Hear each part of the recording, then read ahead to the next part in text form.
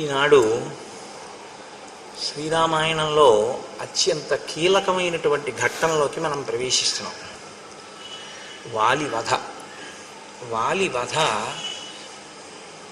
శ్రీరామాయణంలో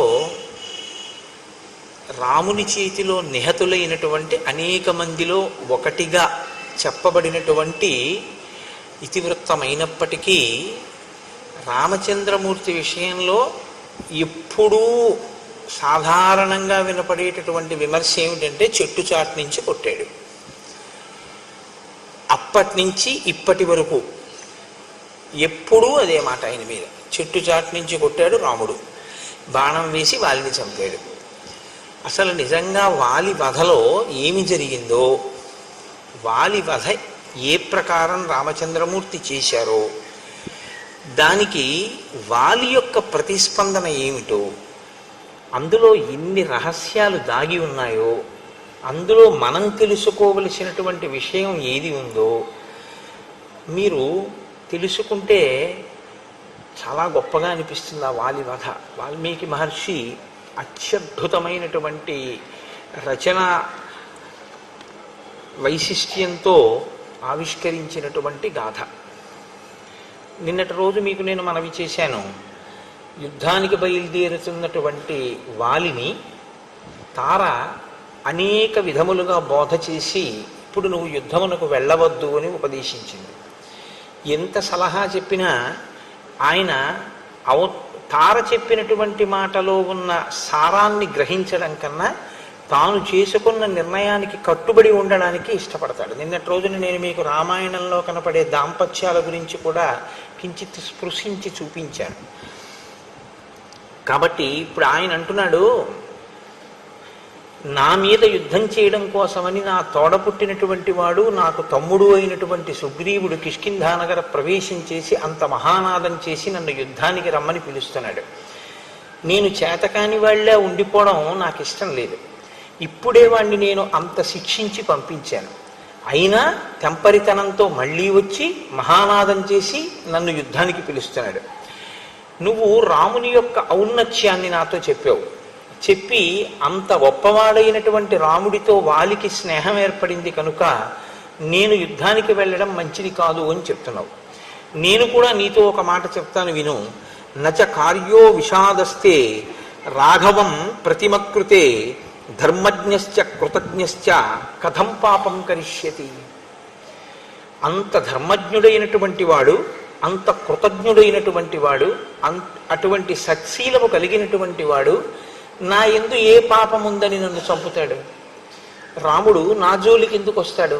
కాబట్టి ఇప్పుడు రాముడు సుగ్రీవుడితో కలిస్తే రాముడు నన్నేదో చేస్తాడన్న భయం నీకెందుకు? రాముడు నన్ను ఏమైనా చెయ్యాలి అంటే నా యందు ఏదైనా అధర్మం ఉండాలి, నా యందు ఏం అధర్మం లేదు. ఇంతకన్నా ఘోరమైనటువంటి ఆత్మవంచన లోకంలో ఇంకోటి ఉండదు. ఎందుకనంటే తను తప్పు చేశాను అని అంగీకరించగలిగితే కనీసంలో కనీసం నిజమే నేను అలా చేయకుండా ఉండాల్సింది, నేను ఒక తప్పు చేశాను అని అన్న ఉత్తర క్షణంలో ఈశ్వరుడు మన్నిస్తాడు. కొంత క్షమార్పణ ఉంటుంది అంగీకరిస్తే. అసలు నా యందే తప్పు ఉంది అంటే అది ఇంక అసలు అతను తప్పు చేస్తూ కూడా తన దగ్గర ఏ తప్పు లేదంటున్నాడు. ఇంకా అంతకన్నా బుకాయించడం ఇంకోటి ఉండదు. మీరు కొంచెం జాగ్రత్తగా గమనిస్తే వాలి ఎక్కువ మాట్లాడే అవకాశం రామాయణంలో కలగలేదు, కానీ వాలి మాట్లాడడానికి రావణుడు మాట్లాడడానికి పెద్ద తేడా ఏముండదు, ఒక్కలాగే మాట్లాడతారు ఇద్దరు. కాబట్టి నచ కార్యో నిషాదస్తే రాఘవం ప్రతిమకృతే ధర్మజ్ఞశ్చ కృతజ్ఞశ్చ కథం పాపం కరిష్యతి. ఆయన ఎందుకు పాపం చేస్తాడు? ఆయన ఎందుకు మధ్యలో నన్ను చంపుతాడు? నువ్వు పిరిగి దానివి. కాబట్టి నువ్వు అనవసరంగా భయపడవలసినటువంటి అవసరం లేదు, నిరపరాధిని, నన్నేమి చేయడం అని తారకి ఒక అభయం ఇచ్చాడు. సుగ్రీవుడు తమ్ముడు, అతనిని మించిన బంధువు లేడు, అతనికి యవ్వరాజ్య పట్టాభిషేకం చేసి మేమిద్దరం సంతోషంగా ఉంటే బాగుంటుందని కదా నువ్వు అంటున్నావు. ప్రతియోత్సామ్యహం గత్వా సుగ్రీవం జహి సంభ్రమం దర్పమాత్రం వినేష్యామి నచ ప్రాణైర్విమోచ్యతే. నేను ఆ వచ్చినటువంటి సుగ్రీవుని యొక్క దర్పమును అణిచేటటువంటి ప్రయత్నం చేస్తాను. కేవలం మళ్ళీ మళ్ళీ ఇలా నన్ను యుద్ధానికి పిలవకుండా అతని యందు అతిశయించినటువంటి గర్వాన్ని రూపుమాపేటట్టుగా చేస్తాను. అలా యుద్ధం చేసి అతన్ని తరిమి కొడతాను తప్ప అతని ప్రాణం తీసేయను. ఇలా రెండో మాట వచ్చినా కూడా నేను చంపను, వదిలిపెట్టేస్తాను. అంటే రాముడు నన్నేం చేయడు, కానీ సుగ్రీవుణ్ణి మాత్రం నేను నిగ్రహిస్తాను. నువ్వు ఇంత చెప్పావు కాబట్టి నేను చేసేది ఏమిటంటే సుగ్రీవుణ్ణి చంపనులే, విడిచిపెడతాను. ఈ మాట చెప్పి ఆయన యుద్ధానికి బయలుదేరుతున్నాడు. వద్దు వద్దు అని తార వెంబడిస్తాను. సరే ఆయన అన్నాడు, ఇంకా నేను యుద్ధ భూమికి బయలుదేరుతున్నాను, అంతఃపుర ప్రాంగణాన్ని దాటేస్తున్నాను, కాబట్టి ఇక నువ్వు నన్ను అనుగమించడానికి వీల్లేదు, నువ్వు నీ చిలికెత్తిలతో కలిసి వెనక్కి వెళ్ళిపో అన్నాడు. ఇక్కడ తార తంతు తారా పరిష్వజ్య వాలినం ప్రియవాదిని చకార రుదతీ మందం దక్షిణాసా ప్రదక్షిణం. కొన్ని చెయ్యకూడని పనులు ఉంటాయి. అవి ఏం చేస్తాయంటే ప్రత్యేకించి భార్య మిగిలిన వాళ్ళ వైపు నుంచి వచ్చేటటువంటి ఫలితం అంత ఉంటుందా అంటే కొంచెం చెప్పడం కష్టం. కానీ భార్య చేసేటటువంటి పనులు మాత్రం భర్త మీద తప్పకుండా ప్రభావం చూపిస్తాయి. అందుకే భర్త యశస్సుకి, భర్త యొక్క తేజస్సుకి, భర్త యొక్క తపస్సుకి, భర్త యొక్క ఐశ్వర్యానికి, ఆయన వైభవానికి, ఆయన అధికారానికి అన్నిటికీ కూడా కారణం ఎవరవుతారంటే భార్య అవుతుంది. ఆ ఇంటి లక్ష్మి ఆవిడ చెయ్యనిది ఆయన యందు పూర్ణంగా ప్రకాశించదు. ఆయన ఎంతో పొందవలసిన వాడు కొంతే పొందుతాడు, ఎందుకంటే ఆవిడ వైపు నుంచి ఉపాసన లేదు. అందుకే మీరు లలితా సహస్రనామ స్తోత్రంలో ఒక నామం వినుంటారు, పులోమజార్చిత అని. అమ్మవారి నామాల్లో ఒక నామం పులోమజార్చిత అంటే శచీదేవి. శచీదేవి ఎప్పుడూ అమ్మవారిని పూజిస్తూ ఉంటుంది. శచీదేవి అమ్మవారిని పూజించింది కాబట్టి ఫలితం ఏమిటి? ఇంద్రుడు స్వర్గలోకాధిపత్యాన్ని పొంది ఉంటాడు. భర్త ఐశ్వర్యం, భర్త విజయం, భర్త యొక్క గౌరవం, భర్త యొక్క కీర్తి దేని మీద ఆధారపడి ఉంటాయి అంటే భార్య ఉపాసన మీద ఆధారపడతాయి. రెండు, భార్య చెయ్యకూడని పని కానీ, భార్య ప్రవర్తించకూడని విధంగా ప్రవర్తించడం కానీ చేస్తే అది కూడా ఫలితాన్ని ఇస్తుంది. కళ్ళ నీళ్లు పెట్టుకోకూడనటువంటి సందర్భంలో కళ్ళ నీళ్లు పెట్టుకుంటూ ఉండడం, అస్తమానం ఏడుస్తూ ఉండడం, అయిందానికి కాందానికి అసంతృప్తితో రగులుతూ ఉండడం, ఇది భర్త యొక్క ఉన్నతికి హేతువులు కావు, ప్రమాదకరమైనటువంటి చేష్టితములు. ఆమె అందరి యందు ప్రేమ కలిగినది తార. ఎందుచేతనంటే మహర్షి ఆ విషయాన్ని ఈ సర్గలో ఒక దక్షిణ అంటారు. దక్షిణ అంటే అందరి యందు ప్రేమ కలిగింది. అందుకే ఆమె ఒక్క వాలి గురించి ఆలోచించలేదు, సుగ్రీవుడి గురించి కూడా ఆలోచించింది, రాముడి గురించి కూడా ఆలోచించింది, అంగదుడి గురించి ఆలోచించింది. ఇన్ని ఆలోచించినటువంటి తార చెయ్యకూడని ఒక పని ఉద్వేగంతో చేసింది. ఏం చేసింది అంటే మహర్షి యొక్క గొప్పతనం అదే. రామాయణ రచనలో తంతు తారా పరిష్వజ్య వాలినం ప్రియవాదిని, ఆ వాలిని గట్టిగా కౌగిలించుకుంది. ఎలా కౌగిలించుకుంది? ఏదో ప్రియమార భార్య కౌగిలించుకోవడం శాస్త్రంలో అభ్యంతరకరమేం కాదు. కానీ చకార రుదతీ మందం, ఆమె ఏడుస్తూ కౌగిలించుకుంది. కౌగిలించుకొని ఏడుస్తూ ప్రదక్షిణం చేసింది. ఇది అత్యంత దుశ్శకునం. అలా భార్య ఏడుస్తూ భర్తకి ప్రదక్షిణం చేసి బయటికి పంపిస్తే ఇంకా మళ్ళీ ప్రదక్షిణం ఇంకొకసారి ఏడుస్తూ కదలని వాడికి. ఎందుకంటే చిట్ట చివరి ప్రదక్షిణం అదే కదా చేస్తారు, ఆ స్నానం చేయించేసిన తర్వాత. కాబట్టి కేవలం రాముడికే వినపడేటటువంటి ధ్వని కాదు, ఆ వింటినారి యొక్క ధ్వని కేవలం రాముడికే వినపడిందంటే వాలికి వినపడలేదు అనడానికి లేదు. అది తస్య జాతల ఘోషేణ త్రస్తాః పత్రరథీశ్వరాః ప్రదుద్రువు మృగాశ్చైవ యుగాంత ఇవ మోహితాః.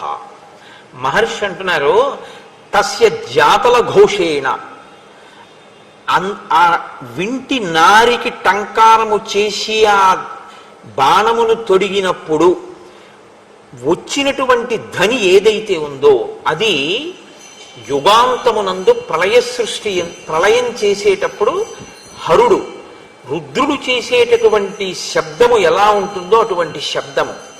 ఇప్పుడు ఆ శబ్దమునకు ఏవి భయపడిపోయాయి అంటే పత్రరథీశ్వరాహ, పక్షులన్నీ భయపడిపోయాయి. వాటితో పాటు ప్రదుద్రువు మృగాశ్చైవ, అక్కడ ఉండేటటువంటి మృగములన్నీ కూడా భయపడ్డాయి అరణ్యంలో. ఇవన్నీ కూడా ఆ ధ్వని విని భయపడ్డాయి. మీరు చూడండి, ధ్వని రకరకాలుగా ఉంటుంది. తెలిసో తెలియకో గంట మోగిందనుకోండి, దేవతలు వస్తున్నారని గుర్తు. వాలి సంహారం చెప్పేటప్పుడు అనుకోకుండా ఘంటానాదం వినపడింది అంటే ప్రధాన ఘట్టం కాబట్టి రామచంద్రమూర్తి వచ్చి నిలబడ్డారు అని గుర్తు అనమాట. అది కాకతాళీయంగా అనుకోకుండా అలాంటివి జరుగుతాయి. ఆ ఘంటానాదం వినపడింది అంటే దేవతలు వచ్చి నిలబడిపోయారు అని గుర్తు అక్కడ. అందుకే కురు ఘంటానాదం, ఆ ఘంటానాదం చేస్తే తప్ప దేవతలు రారు. శంఖాన్ని మ్రోగిస్తే విజయం వస్తుంది, బిందెలు మోగిస్తే పితృదేవతలు వస్తారు. కంసాలు కొడితే, కంసాన్ని కొట్టినా కూడా పితృదేవతలు వస్తారు, పళ్ళాన్ని కొట్టినా కూడా.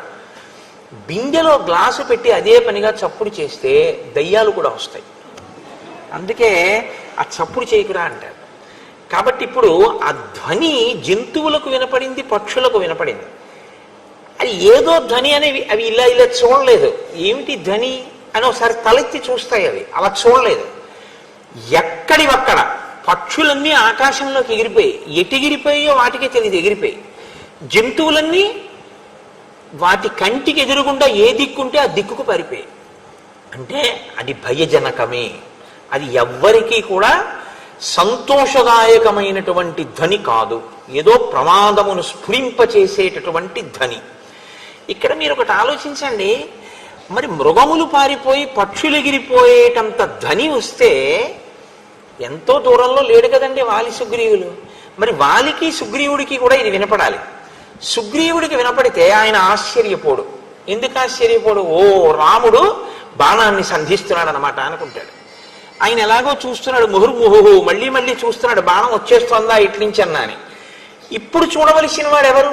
ఇప్పుడు ఈ ధ్వనిని బట్టి ఎవరో వింటినారిని సంధించారు కాబట్టి ఎవరో బాణప్రయోగం చేస్తారేమో అని చూడవలసినటువంటి వాడు వాలి.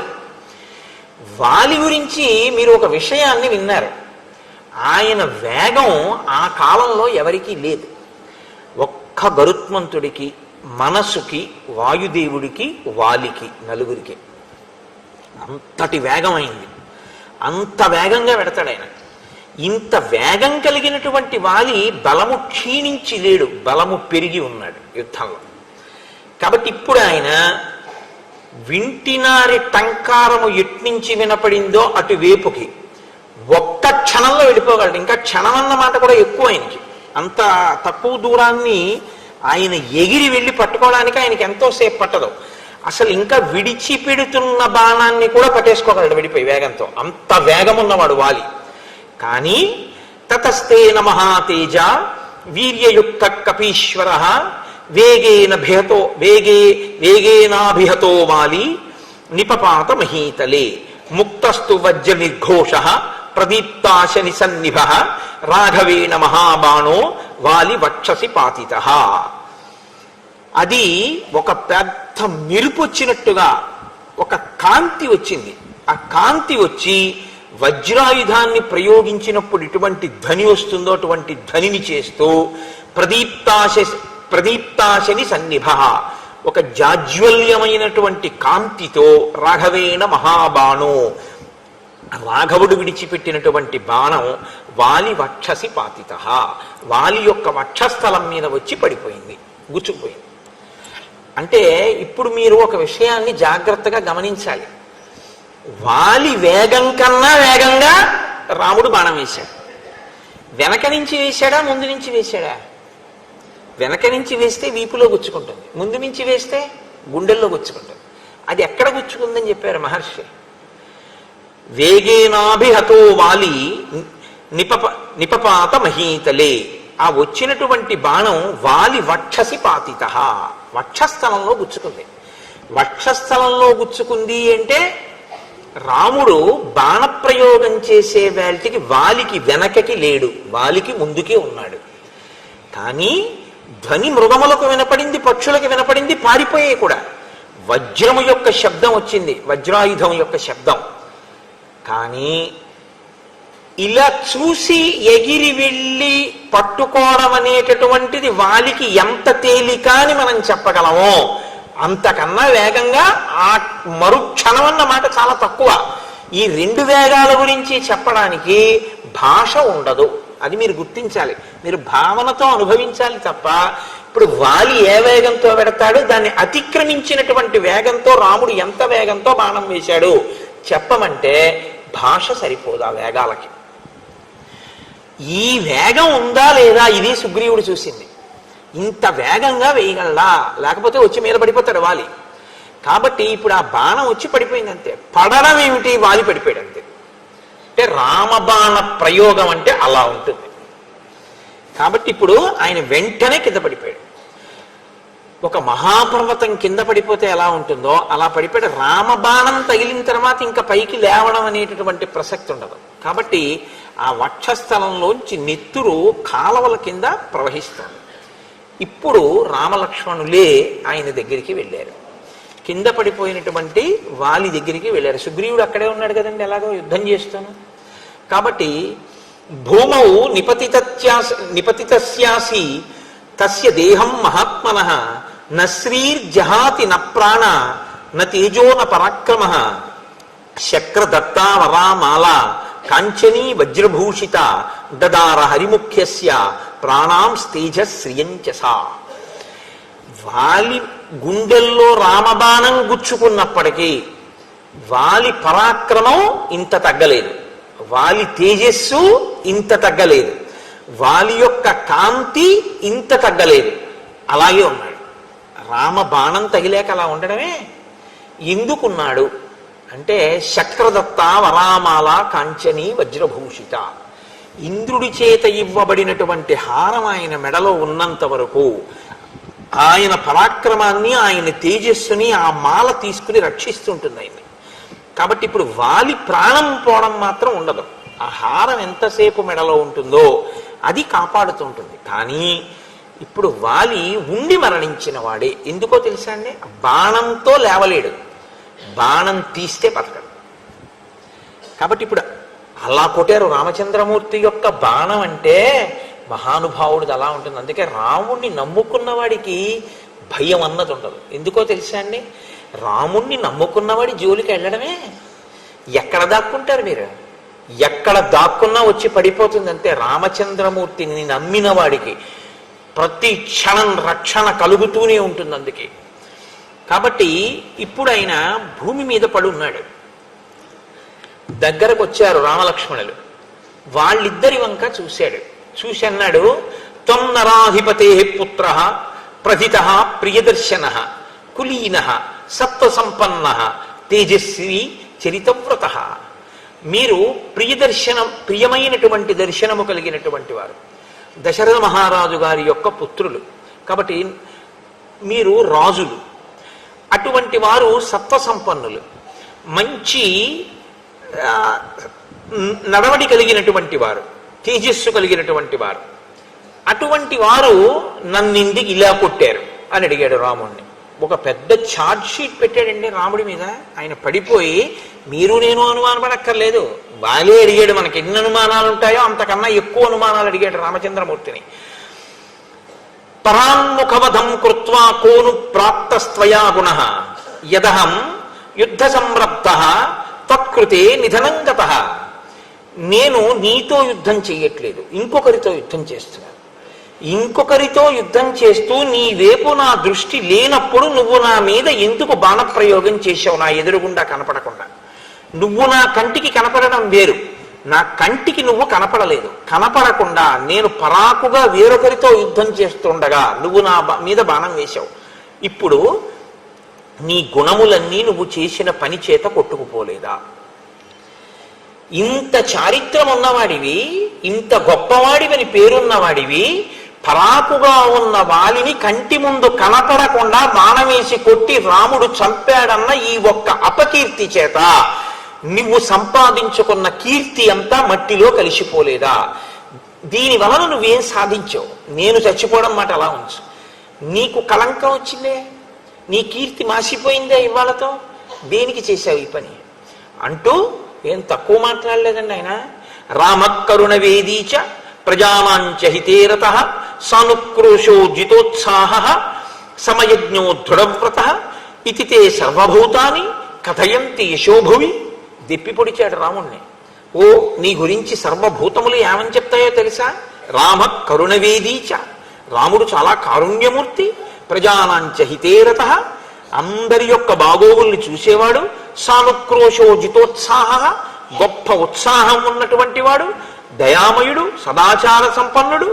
సమయజ్ఞో దృఢవ్రత, ఒక పని చేస్తాను అంటే విడిచిపెట్టనివాడు. ఇతితే సర్వభూతాని కథయంతి యశోభువి, నీ గురించి సర్వభూతములు ఇలా చెప్పుకుంటాయి. దాని వలన ఇలా చెప్పుకోవాలి అంటే నువ్వు ఇంత మంచి పనులు చేసి ఉంటే కదా చెప్తారు. నీకింత కీర్తుంది, ఇంత కీర్తున్నవాడివి, మరి ఇలాంటి పని ఎందుకు చేశావు? దమః శమః క్షమా ధర్మో ధృతి సత్యం పరాక్రమ పార్థివానాం గుణారాజన్ దండశ్చాప్యపరాధిషు. రాజు అనేటటువంటి వాడు ఇంద్రియ నిగ్రహం ఉండాలి, మనోనిగ్రహం ఉండాలి, ఓర్పు ఉండాలి, ధర్మం ఉండాలి, పట్టుదల ఉండాలి, సత్యం ఉండాలి, పరాక్రమం ఉండాలి, అపరాధం చేసినటువంటి వాళ్ళని శిక్షించేటటువంటి వ్యక్తిత్వం ఉండాలి. కానీ నువ్వేం చేశావు? అపరాధం చేసిన వాళ్ళని శిక్షిస్తాడయా? సుగ్రీవుడితో స్నేహం చేసుకున్నాడు అని నా భార్య చెప్పింది. నేనేమన్నానో తెలుసా? యుద్ధానికి బయలుదేరే ముందు, నేనేం తప్పు చేశానని నన్ను శిక్షిస్తాడు అని నేను ధైర్యంతో వచ్చాను, నువ్వు నిన్ను శిక్షించవని. నువ్వేం చేశావు? నా ఎదురుగుండా నిలబడకుండా బాణం వేసి కొట్టావు. మరి నువ్వు తప్పు చేయలేదా?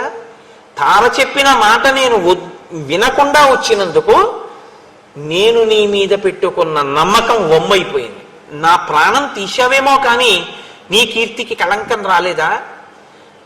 తాను ఎన్ని తప్పులు చేసినా రామచంద్రమూర్తి వంటి ధర్మమూర్తితో మాట్లాడడానికి నాకు అసలు అర్హత ఉందా లేదా అని కూడా చూసుకోవడం చేత కాకపోయినా అధిక్షేపించి మాట్లాడడం మాత్రం బాగా వస్తుంది, అహంకారం. కాబట్టి ఇప్పుడు అంటున్నాడు, నత్వాం వినిహితాత్మానం ధర్మధ్వజం అధార్మికం జానే పాప సమాచారం తృణై కూపమివావృతం. నువ్వు ధర్మాత్ముడు అని పేరు పెట్టుకున్నటువంటి పరమ అధర్మాత్ముడివి. పచ్చగడ్డి చేత కప్పబడినటువంటి లోతైన నుయ్యివి. తెలియక ఎవరైనా అటు వస్తే పచ్చగడ్డి అని అందులో పడిపోతారు. నీవు పాపముతో కూడినటువంటి నడవడి ఉన్నవాడివి, నశించిపోయినటువంటి బుద్ధి కలిగినటువంటి వాడివి. ఇవాళ నీకు సరి అయినటువంటి బుద్ధి లేదు. శతాం వేషధరం పాపం ప్రచ్ఛన్నమివ పావకం. నువ్వు ధర్మాత్ముడివి అని లోకం ఎందుకు అనుకుంటోందంటే ధర్మాత్ముడిలా వేషం కట్టావు, ధర్మాత్ముడు అనుకునేటట్టు నటిస్తూ ఉంటావు. నువ్వు ధర్మాత్ముడివి కావు, నీవు బూది కప్పిన నిప్పు.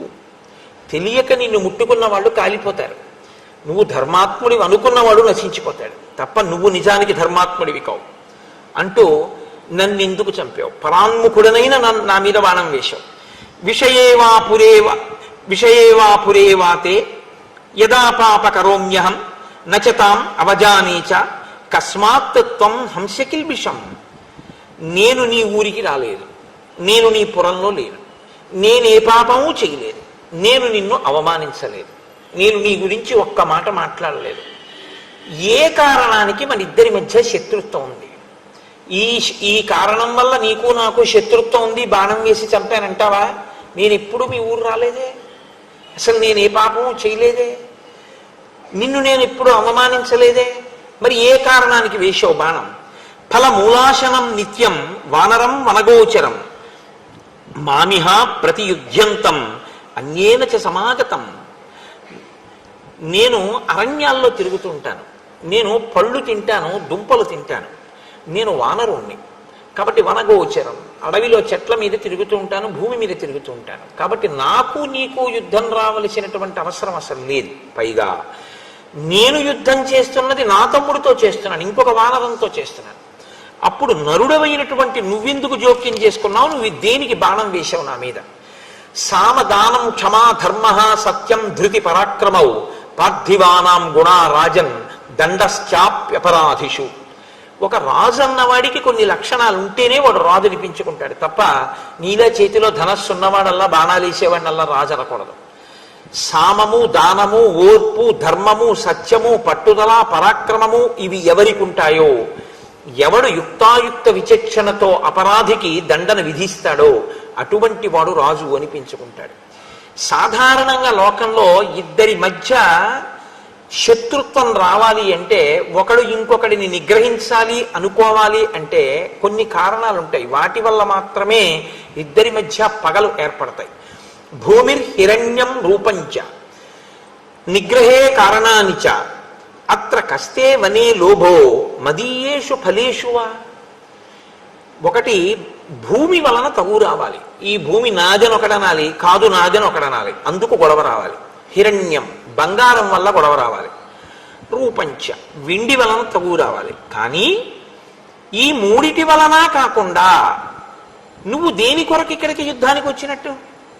ఇక్కడ ఉన్న చెట్లు, పళ్ళు, కాయలు వీటి కోసం నన్ను చంపడానికి వచ్చావా అడవికి? ఇక్కడికి వచ్చి నా మీద బాణం వేయవలసిన అవసరం ఏంటి? భూమి విషయంలో కానీ, బంగారు విషయంలో కానీ, వెండి విషయంలో కానీ నీకు నాకు ఏ విధమైనటువంటి పగలు ప్రతీకారాలు లేవు.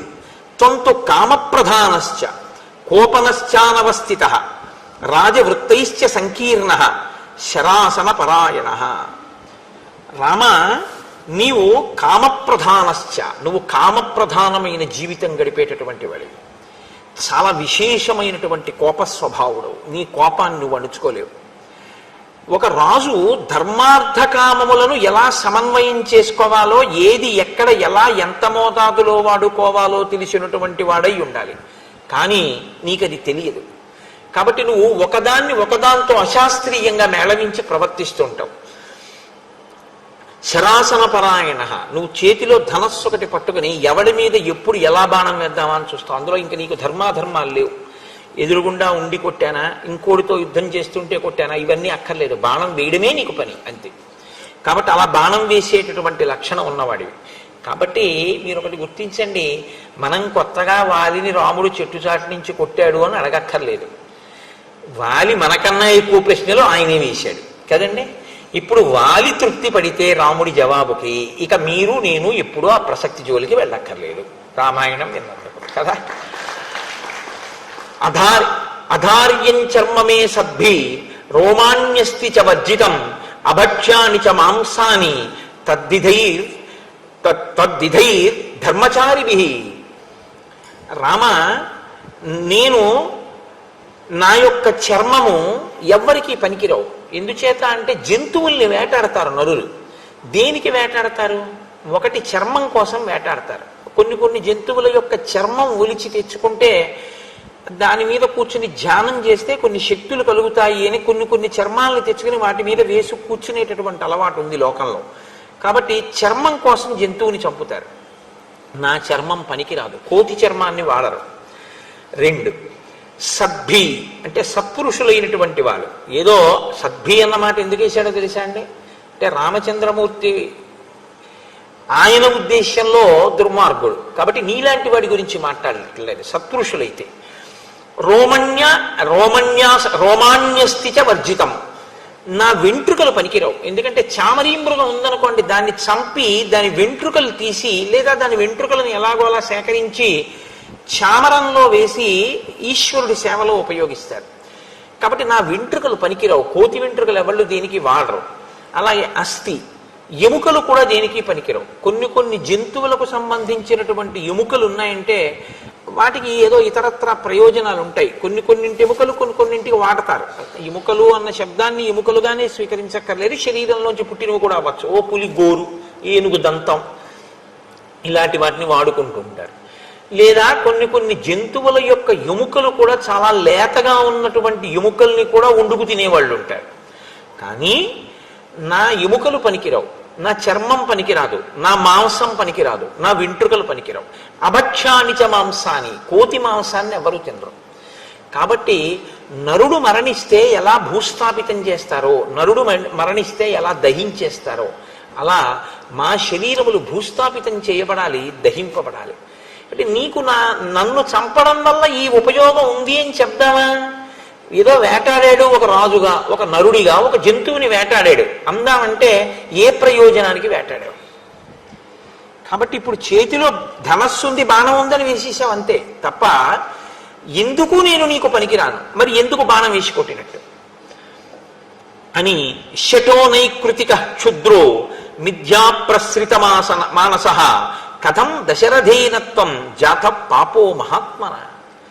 పైకి ఒకలా కనపడుతూ లోపల దుష్టమైనటువంటి చారిత్రమున్న నీ వంటి క్షుద్రుడు, మిథ్యావాదం ఉన్నటువంటి వాడు దశరథ మహారాజు వంటి మహాపురుషుడికి అశ్వమేధయాగం చేసి పుత్రకామేష్టి చేస్తే ఎలా పుట్టాడు అంటే ఇవాళ దశరథ మహారాజు గారి వరకు వెళ్ళిపోయాడు. వెళ్ళిపోయి అన్నాడు, త్వయా దృశ్యేనతు రణే నిహతోహం దురాసద ప్రసుప్త పన్నగేనేవ నరః పానవశం గతః.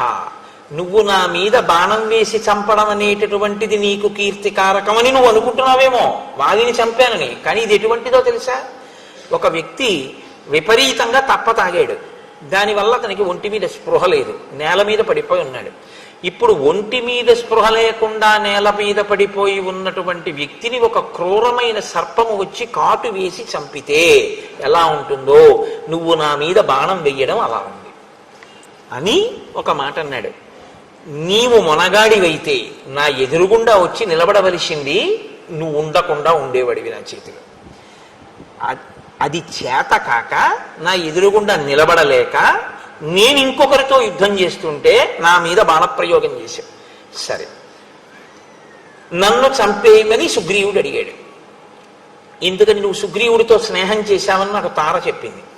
తారే నాతో ఏం చెప్పిందంటే మీ ఇద్దరి మధ్య సంధి కుదిరిందని చెప్పింది. కాబట్టి సుగ్రీవుడు ఏమడిగి ఉండాలి? నన్ను చంపమని చెప్పుండాలి. నన్ను చంపితే సుగ్రీవుడికి ఏమొస్తుంది? రాజ్యం వస్తుంది. సుగ్రీవుడికి రాజ్యం వస్తే నీకేం వస్తుంది? నీ భార్య వస్తుంది. నీ భార్యని సుగ్రీవుడు వెతుకుతాడు. కానీ అక్కడే నువ్వు తప్పు పని చేశావు రామ. మమేవ యది పూర్వం త్వం ఏతదగ్ధం అచోదయ రాక్షసంచ దురాత్మానం తవ తవ భార్యాపహారిణం సుగ్రీవ ప్రియకామేన యత్కృతేస్మి హతస్త్వయా కంటే బద్ధ్వా ప్రదద్యాంతే నిహతం రావణం రణే. నువ్వు సుగ్రీవుడితో సంధి చేసుకోకుండా నా దగ్గరికి వచ్చి నువ్వు సీతమ్మ జాడ కనిపెట్టమని అడిగి ఉంటే రావణుడితో నేను యుద్ధం చెయ్యక్కర్లేదు. పశువుని లాగినట్టు కంఠానికి తాడేసి ఈడుస్తాను ఇక్కడికి. ఈడ్చి ఎక్కడ వాడు సీతమ్మని జాచినా నీకు సీతమ్మని ఇప్పించి ఉండేవాడిని. నువ్వు నాతో సంధి చేసుకోవడం, స్నేహం చేయడం మానేసి నీ భార్య యొక్క జాడ కనిపెట్టబడడం కోసమని సుగ్రీవుడితో స్నేహం చేసి సుగ్రీవుడికి రాజ్యం ఇప్పిస్తే నీ భార్య జాడ కనిపెట్టడానికి వానరుల్ని పంపిస్తాడని నువ్వు నన్ను చంపావు. కానీ నాతో స్నేహం చేస్తే నీ పని ఇప్పటికే అయిపోయి ఉంటుంది. నేను వెంట కాదు, కానీ నేను మీతో ఒక విషయాన్ని ఇక్కడ మనవి చేయవలసి ఉంటుంది. కిష్కింధకాండలో చెప్పని ఒక రహస్యాన్ని వాల్మీకి మహర్షి ఉత్తరకాండలో చెప్పారు. ఉత్తరకాండలో ఉన్న కొన్ని విషయాల్ని మీరు తీసుకుని రామాయణంలో అక్కడక్కడ అనుసంధానం చేసుకోకపోతే ఒక పరిపూర్ణత రాదు. ఒకానొకప్పుడు వాలి సంధ్యావందనం చేసుకోవడం కోసమని దక్షిణ సముద్రానికి వెళ్ళాడు. ఆయన దక్షిణ సముద్రం నుంచి ఇతర సముద్రాలకు ఎగురుతాడు. అదే సమయంలో రావణాసురుడికి ప్రతిరోజు ఎవరో ఒకరితో యుద్ధం కావాలి. అందుకని రావణాసురుడు కిష్కింధా నగరానికి వచ్చాడు. తార తండ్రి అంతఃపురంలో ఉన్నాడు. ఆయన వచ్చి ఎరా వాలి ఎక్కడున్నావు, బయటికి రాని, నిన్న దుందుబిని చూశారుగా, వాళ్ళ ఆ పరిస్థితి అలాగే ఉంటుంది. నువ్వు బయటికి రా, యుద్ధం చేస్తాన్నాడు. ఇప్పుడు ప్రాతకాలంలో ఏం చెయ్యాలి? అప్పుడు బ్రహ్మవంశ సంజాతుడు రావణుడు అంటే తక్కువ వాడు కాడు, విశ్వసో బ్రహ్మ యొక్క కుమారుడు. కానీ ఆయన చేసిన పని ఏమిటంటే యుద్ధాల కోసం తిరిగాడు ఆ సమయంలో. అంతటి పాపపు నడవడి కలిగినటువంటి వాడు. వాలిని యుద్ధానికి పిలిస్తే తార తండ్రి బయటికి వచ్చి అన్నాడు, ఎలాగో వాడు వస్తే నువ్వు బతకవు కదా, వాడు వచ్చేస్తాడు సంధ్యావందనం చేసుకుని, ఈలోగా ఈ లోకాన్ని చూడాలా, ఈ జగత్తుని, మళ్ళీ వాడు వస్తే చూడడానికి ఉండదు, చంపేస్తాడు నిన్ను అని. అక్కడ ఎముకల కుప్పలు చూసావా, నీలా వచ్చి పిలిచిన వాళ్ళవి అవన్నీ, ఇప్పుడు నీవి చేరుతాయి అందులోకన్నాడు. వీడు అలా కాదు, నేను ఇప్పుడు చెయ్యాలి యుద్ధం అన్నాడు. ఓ, నీకు చచ్చిపోవడానికి అంత తొందరగా ఉందా అన్నాడు ఆయన. ఆయన అన్నాడు, అంత తొందరగా చచ్చిపోతానంటే దక్షిణ సముద్రానికి వెళ్ళు, సంధ్యావందనం చేస్తున్నాడు, అక్కడ చంపేస్తాడు నిన్న. అంటే ఎంత ధైర్యమో చూడండి. అసలు వాలి తన జీవితంలో ఓడిపోయింది లేదు. వాలి జీవితంలో ఓటమి మరణం ఒకసారి రాముడి చేతిలోనే. అప్పటి వరకు వాలికి ఓటమి తెలియదు. అటువంటి రాత్రుం పగళ్ళు ఆయన విరామం లేకుండా గోలభుడన్న రాక్షసుడితో 15 సంవత్సరములు అనుకుంటాను యుద్ధం చేశాడు. అసలు రాత్రింబవళ్ళు యుద్ధం చేసి చంపాడు. అంతటి పరాక్రమవంతుడు వాలంటే. కాబట్టి దక్షిణ సముద్రానికి వెళ్ళు, నీ తీట తీరిపోతుందన్నాడు. దక్షిణ సముద్రంలో ఈయన అర్ఘ్యం ఇవ్వడానికి నిలబడున్నాడు. వెనక నుంచి రావణుడు వెనక నుంచి వెళ్ళి పట్టేసుకుందాం వాలినని పిల్లిలో అడుగులు వేసుకుంటూ వస్తున్నాడు. ఆయన చూడనే చూశాడు. ఆయన ఇంతకన్నా పరాగ్గా ఉంటాడు. ఎందుకంటే ఓ 10 మందిని చంపినవాడు చాలా జాగ్రత్తగా ఉండాలి కదండి. ఎలా పడుకుంటాడు? అందరిలా పడుకోవడానికి ఉండదు. 100 మంది కాపలా ఉంటే ఆయన పడుకోవాలి కదా. కాబట్టి ఇప్పుడు ఎవడొస్తారో అని వాలికి అనుమానమే. ఆయనది ఇదే జాతకం కదా. మరి నేను ఆయన చూసుకుంటున్నాడు వెనక్కి. ఈయన వస్తున్నాడు చేతులు చాపి. ఓహో వస్తున్నాడు రోయ్ ఆయన చూడనట్టు ఊరుకున్నాడు. ఈయన దగ్గరికి వచ్చిన తర్వాత ధ్వనిని బట్టి పసిగట్టాడు. వచ్చాడు అమాంతం చెయ్యి వెనక్కేసి ఆ భుజం కింద నుంచి చెయ్యి పెట్టి దగ్గరికి లాక్కుని చంకలో పట్టుకున్నాడు. పట్టుకుంటే రావణుడి వెంట రావణుడు మంత్రులు ఉన్నారు. వాళ్ళకి ఆకాశగమన విద్య తెలుసు. వాళ్ళు ఆకాశంలో ఎగురుతారు. ఈ వాలి ఏం చేశాడంటే ఇక్కడ అర్ఘ్యం ఇచ్చేసి, అంటే ఏదో సంకలో గబుక్కుని ఏ పంచాంగమో అప్పుడే తిరిగి చూసుకున్నవాడు దాంతో ఇలా గబుక్కుని కింద పెట్టడమో గూట్లో పెట్టడమో మర్చిపోయి అర్ఘ్యం ఇచ్చేసినట్టు సంకలో పెట్టుకుని, లేకపోతే కృష్ణ పరమాత్మ గొల్లలతో చల్దులు కుడిచినప్పుడు జారీరా నీకడా చంక నీరికి అంటారు పోతన గారు. ఆ వేణువు చంకలో పెట్టుకుని ఇలా అన్నం తిన్నట్టు ఆ రావణాసురుడిని ఇలాగే పెట్టుకుని ఎగిరిపోయాడు ఆయన ఆకాశంలోకి. వాలి ఎగిరిపోతే రావణుని మంత్రులు కూడా ఎగిరారు. వాళ్ళు తక్కువ వాళ్ళు ఏంటి, కానీ ఆయన వేగాన్ని వీళ్ళు అనుసరించలేకపోయారు. కనపడలేదు, వెళ్ళిపోయాడు. అమ్మ బాబో ఇంత వేగం అని వాళ్ళు వెనక్కి వెళ్ళిపోయి అక్కడే నించున్నారు. వీడు వస్తే చూద్దాం మళ్ళీనని తీసుకుపోయాడు. తీసుకుపోయి దక్షిణం నుంచి ఎగిరిన వాడు ఉత్తరంలో దిగుతాడు. మళ్ళీ అక్కడ అర్ఘ్యం ఇచ్చాడు. ఈయన గింజుకుంటున్నాడు. ఈయన ఆభరణాలన్నీ జారిపోయాయి, పంచె జారిపోయింది, వడ్డాణం జారిపోయింది. ఈయన్ని తీసుకుని 4 సముద్రాల్లోనూ అర్ఘ్యం ఇచ్చేసి అలాగే సంకలో పెట్టుకుని అంతఃపురానికి వెళ్ళి అక్కడ కింద పారేశాడు. పారేసి ఎందుకురా 10 తలల పురుగా ఎందుకు వచ్చావు అని అడిగాడు. అడిగితే అప్పుడు ఆయన లేచి నిలబడన్నాడు. అయ్య బాబోయ్ ఇంత వేగమే అన్నాడు. వాలి జీవితంలోనండి శ్రీరామాయణంలో వేగము గురించి వాలి విషయంలో చెప్పినట్టు ఇంకెక్కడా కనపడదు. మళ్ళీ ఎదర వస్తాడు మహానుభావుడు. ఒకడి వేగం ఎందుకు పనికొస్తే ఇంకొక ఆయన వేగం లోకాన్ని ఉద్ధరించడానికి పనికొచ్చింది. మా స్వామి హనుమ వస్తారు. మా స్వామి మీ మనస్వామి హనుమ వస్తారు. ఆయన వస్తే మళ్ళీ ఆయన వేగం గురించి మహర్షి చెప్తూనే ఉంటారంతే. మనోజవం మరుతతుల్య వేగం జితేంద్రియం బుద్ధిమతాం వరిష్టం వాతాత్మజం వనరయూథ ముఖ్యం శ్రీరామదూతం శిరసా నమామి. వచ్చేస్తోందిగా సుందరకాండ. కాబట్టి ఇప్పుడు ఆయన ఈయన్ని చూసి ఆశ్చర్యపోయాడు. ఇంత వేగమే, ఇంత బలమే అని ఆశ్చర్యపోయి, నేను నీలాంటి వాడినే, కాబట్టి మన ఇద్దరం ఒక అంగీకారం చేసుకుందాం. ఏమిటో తెలుసా అంటే వాళ్ళిద్దరికీ జరిగినటువంటి అంగీకారం, లోకంలో ఇది విని లోకాలు సిగ్గుపడి తల వంచుకోవాలి. అంత గొప్ప సంధి చేసుకున్నారు వాళ్ళిద్దరు. దారాహ పుత్రాహ పురం రాష్ట్రం భోగచ్ఛాదన భోజనం సర్వమేమా విభక్తం నౌ భవిష్యతి హరీశ్వర. ఇది వాళ్ళిద్దరి సంధి ఉత్తరకాండలో. నేను కిష్కింధకాండలో చెప్పట్లేదు ఇక ఈ విషయం. భార్య, నీకు నాకు ఒకరే భార్య. నాకు నచ్చితే ఆవిడ యందు నేను ఎక్కువ సంతృప్తిని పొందితే నువ్వు కూడా అనుభవిద్దు. కానీ ఇంతకన్నా నేను ఇంకా విషయం గురించి మాట్లాడను. పుత్రాహ, బిడ్డలు కూడా నీకు నాకు బిడ్డలై ఉండవచ్చు. అంటే ఎంత గొప్ప మనస్తత్వాలు ఉన్న వాళ్ళో చూడండి. పురం, పురములు అంటే భూములు ఎక్కడ మన ఇద్దరం కబ్జా చేసినా మన ఇద్దరివి.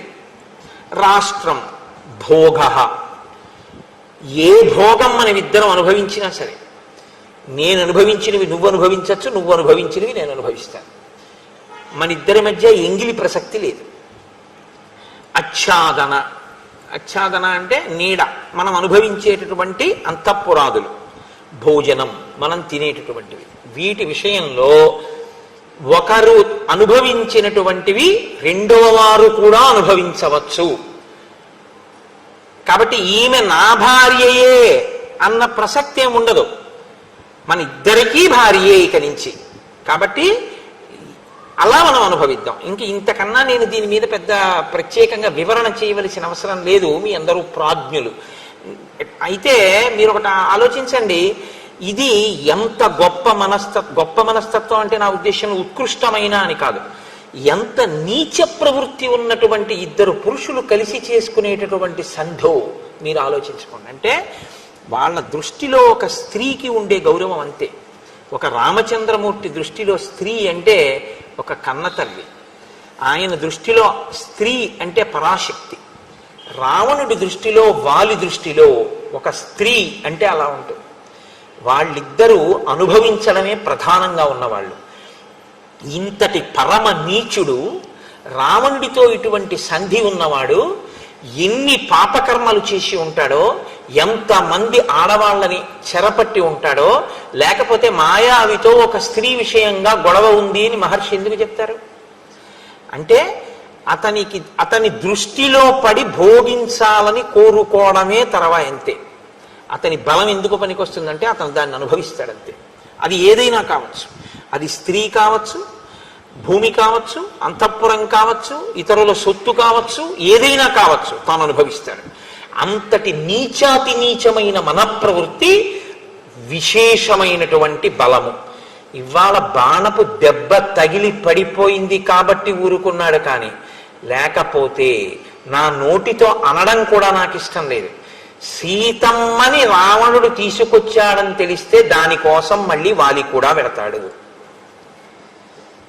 అందుకే కృష్ణావతారంలో కురుక్షేత్రం వరకు రాకముందే పూతనాది రాక్షసుల్ని ముందే త్రుంచేసి కురుక్షేత్రంలో యుద్ధాన్ని తగ్గించుకున్నట్టు అసలు వాలి రావణులు కలవకుండానే ముందు వాలి వధని చేయించేశారు దేవతలు. లేకపోతే ఈ వాలి రావణుడి పక్కన చేరితే రామరావణ యుద్ధం కాదది, వాలి రావణులతో కూడినటువంటి రాముడు యుద్ధం చేయడం అంటే పక్కన వానరుల అండ ఉండదు. ఎందుకంటే వానరులందరూ వాలికి వశవర్తులై ఉంటారు. ఎంత క్లేశభూయిష్టం అవుతుందో. అందుకని అసలు ఈ పని జరగక ముందే వాలి పడిపోవాలి. ఇంత అధర్మాత్ముడు, ఇంతటి పాపపు నడువడి కలిగినటువంటి వాడు కిష్కింధకాండలో లేదు కదా, మనకి తెలియదు అనుకుంటున్నాడు. మనం ఉత్తరాఖండ చదివి తెలుసుకోలేదు, మనకి తెలియదా అపాటి. కాబట్టి ఇంతటి దిక్కుమాలిన జీవితం ఉన్నవాడు స్వామి రామచంద్రమూర్తిని అడగడమా? ధర్మం కోసం, సత్యం కోసం రాజ్యాన్ని విడిచిపెట్టినటువంటి వాడు మాటకి కట్టుబడడం కోసం అని చెప్పి ఏదైనా విడిచిపెట్టేటటువంటి స్వభావం ఉన్నవాడు అంతటి పరమధర్మాత్ముడైన రామచంద్రమూర్తిని మాట్లాడడమే ఆయనతో, అసలు ఆయనతో మాట్లాడడానికి వాడికి అర్హత లేదు. వాడు అదృష్టం ఏమిటో, చచ్చిపోయే ముందు ఎదురుగుండా రాముడు కనపడితే వాలి పొందిన ఏకైక అదృష్టం, రావణుడు పొందని అదృష్టం ఒక్కటే. వాలి బహుశః ఎక్కడో కనీసం భార్య చెప్పిన మాటని గుర్తు తెచ్చుకునే స్వభావం ఒకటి ఉండిపోయింది. ఆ కారణం చేత ఉత్తప్పుడు ఎలా బ్రతికినా చచ్చిపోయే ముందు తప్పొప్పుకుని రాముడి వంక చూసి నమస్కారం చేసి చచ్చిపోయాడు. రావణుడు ఇదే అవకాశాన్ని పొందాడు. మీరు వింటారుగా యుద్ధకాండలో గుర్రాలు పడిపోయాయి, సారథి పడిపోయాడు, రథం పడిపోయింది, ఒక్కడే కింద నిలబడిపోయాడు, ధనస్సు విరిగిపోయింది. రాముడు అన్నాడు, పో ఇంటికి, సంపని ఇలా ఉంటే నీ చేతిలో ధనస్సు లేదు, నీకు సారథి లేడు, రథం లేదు, ఇంటికి వెళ్ళి విశ్రాంతి తీసుకుని రా అన్నాడు. 10 అడుగులు ముందుకేసి రాముడి పాదాల మీద పడుంటే రామాయణం ఇంకోలా ఉండేది. 1000 అడుగులు వెనక్కేసి అంతఃపురానికి వెళ్ళాడు, కానీ 10 అడుగులు రాముడి వైపుకి వెయ్యలేకపోయాడు. రావణుడే అని మీరు అనుకోకండి. బాణం పడిపోయిన తరువాత ఏడ్చే కన్నా బాణం పడకముందే పశ్చాత్తాపంతో రామపాదాలు పట్టుకోవడం ఎవరి జీవితానికైనా శ్రేయస్కరం. ఇది కిష్కింధకాండ యొక్క సందేశం. కాబట్టి ఇంతటి దురాత్ముడు, ఇంతటి పాపపు నడువడి కలిగినటువంటి వాడు అడిగినా రాముని యొక్క ఔదార్యం అటువంటి. ఆయన సమాధానం చెప్తున్నారు. ఆయన అన్నారు, ధర్మమర్థంచ కామంచ సమయంచాపి లౌకికం అవిజ్ఞాయ కథం బాల్యాత్ మామిహాద్య విగర్హసి. అసలు నీకు పురుషార్థములు అని 4 ఉన్నాయని, ధర్మము, అర్థము, కామము, మోక్షము అని 4 ఉంటాయని, అందులో మిగిలినటువంటి మోక్షమును పొందడానికి సాధనములైనటువంటి ధర్మ, అర్థ, కామములనేటటువంటి వాటిల్లో అర్ధకామములను ధర్మంతోటే సమన్వయం చెయ్యాలని నీకు అసలు తెలియదు. నీకు అసలు ఎప్పుడూ చతుర్విధ పురుషార్థములన్న వాటి గురించి నువ్వు మాట కూడా ప్రయత్నపూర్వకంగా సావధాన దృష్టితో తెలుసుకునే ప్రయత్నంతో విన్నవాడివి కావు, ఆలోచించిన వాడివి కావు, అనుష్ఠాన బలం ఉన్నవాడివి కావు. నీకు ధర్మం గురించి ఏం తెలిసని మాట్లాడుతున్నావు? నువ్వు ధర్మం గురించి ప్రశ్నలు వేస్తున్నావు.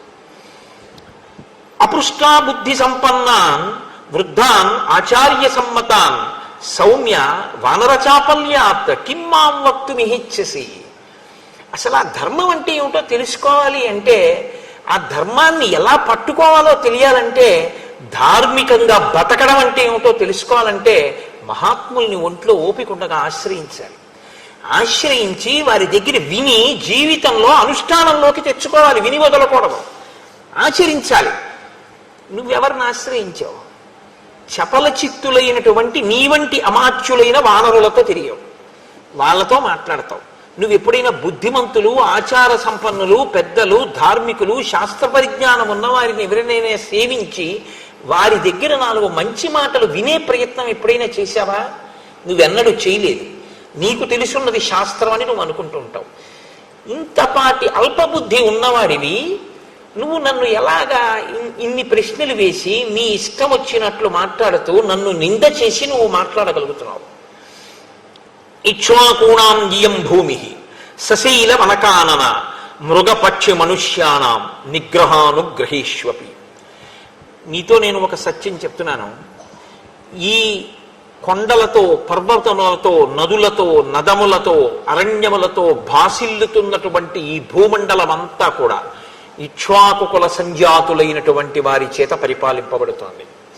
పరమ ధర్మాత్ముడైనటువంటి భరతుడు రాజరికం చేస్తున్నాడు. ఇప్పుడు భరతుడు ధర్మాత్ముడు. ఆయన ధర్మాన్ని పట్టుకొని ధర్మాన్ని అనుష్ఠిస్తున్నాడు. ఆయన తన రాజ్యంలో ఉన్న వాళ్ళు కూడా ధార్మికులై ఉండాలి అని ఆలోచిస్తుంటాడు. తస్య ధర్మకృతాదేశ వయమన్యే చ పార్థివాః చరామో వసుధాం కృత్స్నాం ధర్మ సంతానమిచ్చవా. నేను ఈ అరణ్యంలో తిరుగుతున్నది భరతుడు ఏం కోరుకుంటున్నాడో, ధర్మము మధ్యలో ఎక్కడ తెగిపోకుండా ప్రవహించాలి, ధర్మము అనుష్ఠింపబడాలని రాజైన భరతుడు ఏది కోరుకుంటున్నాడో అది అందరి చేత అనుష్ఠింప చెయ్యడం ప్రయోజనంగా కూడా పెట్టుకుని తిరుగుతున్నవాడిని తప్ప ఏదో ఉబుసుపాద 14 ఏళ్ళు అడవిలో తిరిగితే అయిపోతుందని తిరుగుతున్నవాడిని కాను. అందుకే ఋషులకి అభయం ఇచ్చాడు అంటే ధర్మం కోసమే. క్షాత్ర ధర్మం అయింది. ధర్మము యొక్క కొనసాగింపు యందు నేను అనురక్తి ఉన్నవాడను. ప్రభువు ధర్మమునందు అనురక్తి ఉన్నవాడు. ఆయనది భూమి. ఇక్కడ ఉన్న మృగ పక్షి సమస్త జాతులు ధర్మమును అవలంబించేటట్టుగా చూడడం మా హక్కు, మా అధికారం. నువ్వు నీది ధర్మమా, నీది ధర్మమా, నీది ధర్మమా అని నన్ను ఎన్నో ప్రశ్నలు వేశావు. జ్యేష్ఠో భ్రాత పితా చైవ యశ్చ విద్యాం ప్రయచ్చతి తయస్తే పితరో జ్ఞేయ ధర్మ్యే పదిహివర్తనిహ. ధర్మాలకన్నిటికీ అలవాలమైనటువంటి ధర్మం లోకంలో తనకన్నా ముందు పుట్టినటువంటి అన్నగారు ఎవడుంటాడో ఆయన, తనకి జన్మనిచ్చినటువంటి తండ్రి గారు ఎవరుంటారో ఆ తండ్రి, విద్య చెప్పినటువంటి గురువు గారు ఎవరుంటారో, విద్య చెప్పిన గురువు కన్నా ఉపదేశం చేసిన గురువు ఇంకా ఎక్కువ. ఎందుకో తెలుసా అండి? వాచక గురువు, సూచక గురువు, బోధక గురువు, పరమ గురువు, నిషిద్ధ గురువు అని గురువులు 5 రకాలుగా ఉంటారు. ఇందులో నిషిద్ధ గురువుని పక్కన పెట్టేయండి. ఎందుకంటే నిషిద్ధ గురువు అయినా చెయ్యకూడని పనులు నేర్పుతాడు, ఉగ్రమైన ఉపాసనలు అవిని. కాబట్టి అది పక్కన పెట్టండి. నలుగురిలో మళ్ళీ చాలా పెద్ద స్థాయి ఎవరిదంటే పరమ గురువుది. పరమ గురువు అంటే మన ఎదురుగుండా ఉన్నారా లేదా మనం చూడం. ఆయన పాదుకలు చాలని ఆయన ఉన్నారు. ఆయన పాదుకలే మా అహంకారాన్ని అణచి ఈ మంచి పనులు చేయిస్తున్నాయని ఆయనకి స్తోత్రం చేసి మనం ఏదైనా మొదలు పెడతాం. వారిని పరమ గురువులు అంటారు. భారతీ తీర్థ మహాస్వామి వారికి ప్రతిరోజు మనం ఇక్కడ ప్రార్థన చేసి మీ అనుగ్రహంతో మేము ఈ కార్యక్రమం చేస్తున్నాం అని మొట్టమొదట గురుపాదుకల మీద పుష్పములు సమర్పించి నకర్మణాన ప్రజయా ధనేన త్యాగే నైకే అమృతత్వమానసవు అంటూ ఆయన వైభవాన్ని స్తోత్రం చేసి ఆ గురు పరంపర యొక్క గొప్పతనాన్ని ఒక్కసారి మనసులో స్మరించుకుని ఆ పరంపరలో వచ్చినటువంటి వారు మీరు శంకరాచార్య స్వరూపులు, అభినవ విద్యాతీర్థ స్వామి వారి కరకమల సంజాతులు, వారి చేతుల మీదుగా వారి చేతులనబడేటటువంటి కమలములలోంచి ఉద్భవించిన వారు. అంటే వారి చేత ఎన్నో మార్లు మీ భుజము తట్టబడి సుశిక్షితమైనటువంటి బుద్ధి కలిగినటువంటి వారు, గురువుల యొక్క అనుగ్రహములు పొందినటువంటి వారు, వారి చెయ్యి మీ తల మీద పెడితే హస్తమస్తక సంయోగం చేత గురువుల యొక్క పరిపూర్ణమైన తేజస్సుని మీలోకి ప్రవహింప చేసుకున్నవారు, లోకమునకు ఆచార్య స్థానములో కూర్చుని మర్యాద నేర్పినవారు, మీ పాదుకలు పై శరీరాన్ని ఎలా తొక్కి ఉంచుతాయో అలా మాలోని అహంకారము ప్రబలకుండా మేము ఈశ్వరునకు గురువునకు విధేయులమై ఉండి మా జన్మ సార్థకత పొందడానికి మీ ఉపదేశము మీ పాదుక మాకు శిరోధార్యమై మమ్మల్ని నడిపిస్తోంది అని పూనికతో వెళ్ళి పాదాల మీద ఆ పాదుకల మీద మనం పుష్పాలు వేసి కార్యాన్ని మొదలు పెడతాం. కాబట్టి అటువంటి గురువు ఎవరున్నాడో ఆయన కూడా తండ్రియే. తండ్రి స్థాయి గురువుది. పరమ గురువు అంటే ఆయన, బోధక గురువు అంటే మంత్రోపదేశం చేసినవారు, సూచక గురువు అంటే చిన్నతనంలో విద్య నేర్పినవారు, వాచక గురువు. సూచక గురువు అంటే ఒక ఆశ్రమానికి వెడితే ఈ ఆశ్రమంలో నియమాలు ఇలా ఉంటాయండి, మీరు ఇలా ఉండవలసి ఉంటుంది అని నియమం చెప్తారు. ఆశ్రమంలో ఉంటే మీ ఇష్టం వచ్చినట్లు మీరు ఉండకూడదు. ఆశ్రమ నియమావళి కనుక్కోవాలి. కనుక్కుని దాని ప్రకారం మీరు అక్కడ ప్రవర్తించవలసి ఉంటుంది. ఇది చెప్పేవారిని సూచక గురువు అంటారు. కాబట్టి ఈ గురువులలో మళ్ళీ పరమ గురువు వచ్చినప్పుడు బోధక గురువు కూడా నమస్కారం చేస్తారు. బోధక గురువు, సూచక గురువు, వాచక గురువుల్లో విద్య నేర్పినవాడు, మంత్రోపదేశం చేసిన వాడు కూడా తండ్రి స్థాయిని పొందుతారు. అందుకే మంత్రోపదేశం చేసినటువంటి గురువు గారు శరీరాన్ని వదిలిపెట్టేస్తే ఉపదేశం పొందిన వారిది కొడుకు స్థానమే. వారు వెళ్ళి గయలో శ్రాద్ధం పెట్టడానికి అధికారం ఉంటుంది. కొడుకు ఎలా చేస్తాడో శిష్యులు అలా చేస్తారు గురువు గారికి. కాబట్టి అందుకే శిష్యులు మాత్రమే గురువు గారికి గండపెండేరం వేస్తారు, ఇంకొకళ్ళు వేయకూడదు. ఎందుకు వెయ్యకూడదు అంటే గండపెండేరం దేనికి వేస్తారండి? ఎడం పాదానికి వేస్తారు. ఎందుకు వేస్తారో తెలుసా? ఈ పాదం ఎంతకాలం తిరుగుతుందో ఈ భూమి మీద ఆ పాదం ఆయన ఆయుర్దాయానికి సూచన. ఎడం వైపు గుండెకాయ ఉంటుంది. ఆయన గుండె ఎంతకాలం కొట్టుకుంటుందో, ఆ గుండె కొట్టుకోవడానికి ఆయన ఊపిరి ఎంతకాలం తీస్తారో అంతకాలం ఆయన మాట్లాడతారు. ఆయన ఎంతకాలం మాట్లాడతారో అంతకాలం ఆయన మా అభ్యున్నతికి సంబంధించిన భగవత్ సంబంధాన్నే చెప్తూ ఉంటారు. ఆ గుండె ఆగిపోతే, ఆ ఊపిరి ఆగిపోతే ఆయనకు వచ్చిన అభ్యంతరం లేదు, ఆయన ఈశ్వరుల్లో కలిసిపోతాడు. కానీ మాకు దిక్కు ఉండదు, మాకు మంచి మాట చెప్పేవాడు ఉండడు. కాబట్టి గురువుగారికి గండకాలం ప్రవేశిస్తోందేమో అని అనుమానం వస్తే సాధారణంగా షష్ఠిపూర్తిలో వేస్తారు. అదే కారణం. గురువుగారు ఇంకా బతికుండాలి అని శిష్యులు కోరుకుంటే, ఎందుకంటే గురువు శరీరం విడిచిపెట్టడానికి సిద్ధంగానే ఉంటాడు. ఎందుకంటే ఆయనకేం ఖేదం ఉండదు, శరీరం నేను కాదని తెలుసుకుని ఉంటాడు గురువు. గురువు గారు ఉండాలని శిష్యులు కోరుకోవాలి. కాబట్టి గురువు గారి పాదానికి గండపెండేరం వేస్తారు. ఇస్తే ఆయన 10 కాలాలు బ్రతికుండి ఆ పాదాలు మాకు కనపడాలి, మేము నమస్కారం చేసుకుని ఆ పాదములు మా అహంకారాన్ని తొక్కి మంచి మాటలు చెప్పి మమ్మల్ని నడిపించాలని కోరుకుంటారు. కాబట్టి గురువు తండ్రితో సమానం. అసలు నిజంగా మీరు ఎప్పుడైనా గురు వైభవము అని వింటే సరే, అది వేరు విషయం అనుకోండి. కాబట్టి జ్యేష్ఠో భ్రాత పితా చైవ యశ్చ విద్యాం ప్రయచ్చతి త్రయస్తే పితరోజ్ఞేయ ధర్మ్యే పదిహి వర్తినః. ధర్మం తెలుసున్నవాడైతే వీళ్ళందరిది ఒక్క స్థాయి. తండ్రి గారు, తండ్రి గారి తర్వాత పెద్దన్నగారు. తండ్రి గారు ఉన్నా కూడా పెద్దన్నగారు అంత గౌరవం పొందుతాడు.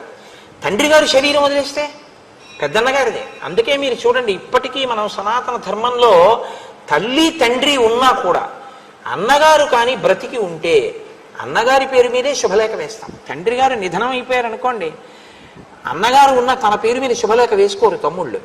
ఆయన పేరు మీద శుభలేఖ వేసి ఆయన ఆహ్వానిస్తారు ఇంటి పెద్దరికం. ఆయన నా తమ్ముని కుమారుడైన, లేకపోతే నా తమ్ముని కుమార్తె, అసలు అలా కూడా అక్కర్లేదు. నా కుమార్తె అనడానికి ఆయనకి అధికారం ఉంటుంది, నా కుమారుడు అనడానికి అధికారం ఉంటుంది. కాకపోతే అదేమిటి, గురువు గారికి 2 కూతుళ్ళు ఉన్నారా 3 కూతుళ్ళు ఉన్నారా అనుకోకుండా నా సోదరుడు ఫలానా వాడి కుమార్తె అని బ్రాకెట్లో వేస్తాడు తప్ప నా కుమార్తె అంటాడు అన్నగారు. అన్నగారు అంటే ఏంటండి, మా అమ్మాయి అండు తమ్ముడు కూతుర్ని. కాబట్టి పెద్దన్నగారు ముందు పుట్టినవాడు. పెద్దన్నగారు అంటే పైవాడే అని కాదు నా ఉద్దేశం, ప్రత్యేకించి పెద్దవాడు. పెద్దవాడు, తండ్రి, విద్య నేర్పినటువంటి గురువు. ఈ ముగ్గురు తండ్రితో సమానమైన స్థాయిలోనే ఉంటారు. కాబట్టి ఇప్పుడు నువ్వు సుగ్రీవుడికి ఎవరు? తండ్రి. తండ్రి కొడుకుని ఎలా చూడాలి, ఎంత ప్రేమగా చూడాలి. కొడుకు భార్య నీకేమవుతుంది? కోడలవుతుంది. నువ్వేం చేసావు? నువ్వు ధర్మం గురించి నన్ను అడుగుతున్నావు. ఇంకింతకన్నా వాలి నోరు ముయ్యడానికి ఏం కావాలండి జవాబు? ఆయన అన్నారు, యవీయాన్ ఆత్మన పుత్ర శిష్యశ్చాపి గుణోదిత పుత్రవత్తే త్రయశ్చింత్య ధర్మశ్చేదత్ర కారణం. ధర్మము కారణముగా ధార్మికమైన దృష్టితో చూసినప్పుడు తమ్ముడు, అన్నగారి వైపు నుంచి మాట్లాడినప్పుడు ఒక అన్నగారికి తన తమ్ముడు, తన కడుపున పుట్టిన కొడుకు, తనని అనువర్తించేటటువంటి శిష్యుడు, ఈ ముగ్గురు ఎందు భేదం ఉండదు. ముగ్గురిని ఒక్కలాగే చూస్తాడు. తన కొడుకెంతో తన శిష్యుడంతే, తన శిష్యుడెంతో తన తమ్ముడంతే. తమ్ముడు, శిష్యుడు, కొడుకు ముగ్గురు సమానం. ముగ్గురిని సమానంగా అన్నగారు చూడాలి. తండ్రి లేనప్పుడు పెద్దన్నగారిని తండ్రిలా తమ్ముడు చూడాలి. సుగ్రీవుడు చూశాడా లేదా? చూశాడు. నువ్వు దుందుభిని చంపడానికి వెడితే చచ్చిపోయావు అనుకున్నాడు, అందుకని ఉదకక్రియ చేశాడు. ఉదకక్రియ చేశాడు అంటే నమ్మాడు చచ్చిపోయావని. చెప్పలేదు మంత్రులతో, చచ్చిపోయావని కూడా చెప్పలేదు. బాధ తన కడుపులో పెట్టుకున్నాడు. వాళ్ళు గుచ్చి గుచ్చి ప్రశ్న వేసి రాజ్యం ఇచ్చారు. తన భార్య రుమతో నువ్వు చచ్చిపోయావు అనుకుంది కాబట్టి చనిపోయాడు అనుకుంటే అన్న భార్య తమ్ముడిని స్వీకరించచ్చు. సంధ్యావందనం చేసే మానవ జాతిలో నీ భార్య తార నీతో కూడింది కాబట్టి సుగ్రీవుని యందు దోషం లేదు. నీ భార్య అతనితో కూడిన ఆయన భార్య రుమతో ఆయన రాజ్యాన్ని స్వీకరించి పాలన చేశాడు. నువ్వు బతికున్నాను అని తిరిగి వచ్చావు. అన్నయ్య పట్టాభిషేకం అయిపోయిందని ఖైదు చేశాడా? కిరీటం పాదాలకి తగిలేటట్టు వంగి నమస్కరించి, అన్నయ్య రాజ్యం తీసేసుకో, నేను యువరాజుని, నన్ను మన్నించు, నాకు తెలియదు అన్నయ్య నువ్వు బ్రతికున్నట్టు అని చెప్పాడు. తండ్రిగా ఉండవలసిన నువ్వు జరిగిన పరిస్థితిని తెలుసుకుని నువ్వు పట్టాభిషేకం చేసుకుని నువ్వు తారతో, ఎందుకంటే నువ్వు బ్రతికొచ్చావు అని తెలిసిన తర్వాత తార మళ్ళీ నీ పక్కకు వచ్చేయచ్చు. మీ జాతిలో అది దోషం కాదు. తార నీ పక్కకి వెళ్ళిపోయి రుమ సుగ్రీవుడి పక్కకి వెళ్ళిపోతే ధర్మం నిలబడి ఉండేది. సుగ్రీవుడి వైపు నుంచి దోషం లేదు. సుగ్రీవుడు నిన్ను ప్రార్థన చేశాడు, నువ్వేం చేశావు? తదేతత్కారణం పశ్య యదర్థం మయా హతః భ్రాతుర్వర్తసి భార్యాయాం త్యక్త్వా ధర్మం సనాతనం అస్యత్తం ధరమాణస్య సుగ్రీవస్య మహాత్మనః రుమాయాం వర్తసే కామాత్ స్నుషాయాం పాపకర్మకృత్. నీవు సుగ్రీవుణ్ణి రాజ్యంలోంచి వెళ్ళగొట్టడం మొదటి తప్పు. అతను రాజ్యం ఇచ్చేస్తాను, యవ్వరాజ్యం ఇమ్మన్నాడు. నువ్వు యవ్వరాజ్యం ఇవ్వకపోగా కన్న కొడుకుని పంపినట్టు కన్న కొడుకుని ఇంట్లోంచి తప్పు లేకపోయినా పంపించడం ఎంత తప్పు, అలా పంపించావు. పంపించి ఊరుకున్నావా? చంపేస్తానని వెంట పడితే భూమండలం అంతా తిరిగాడు.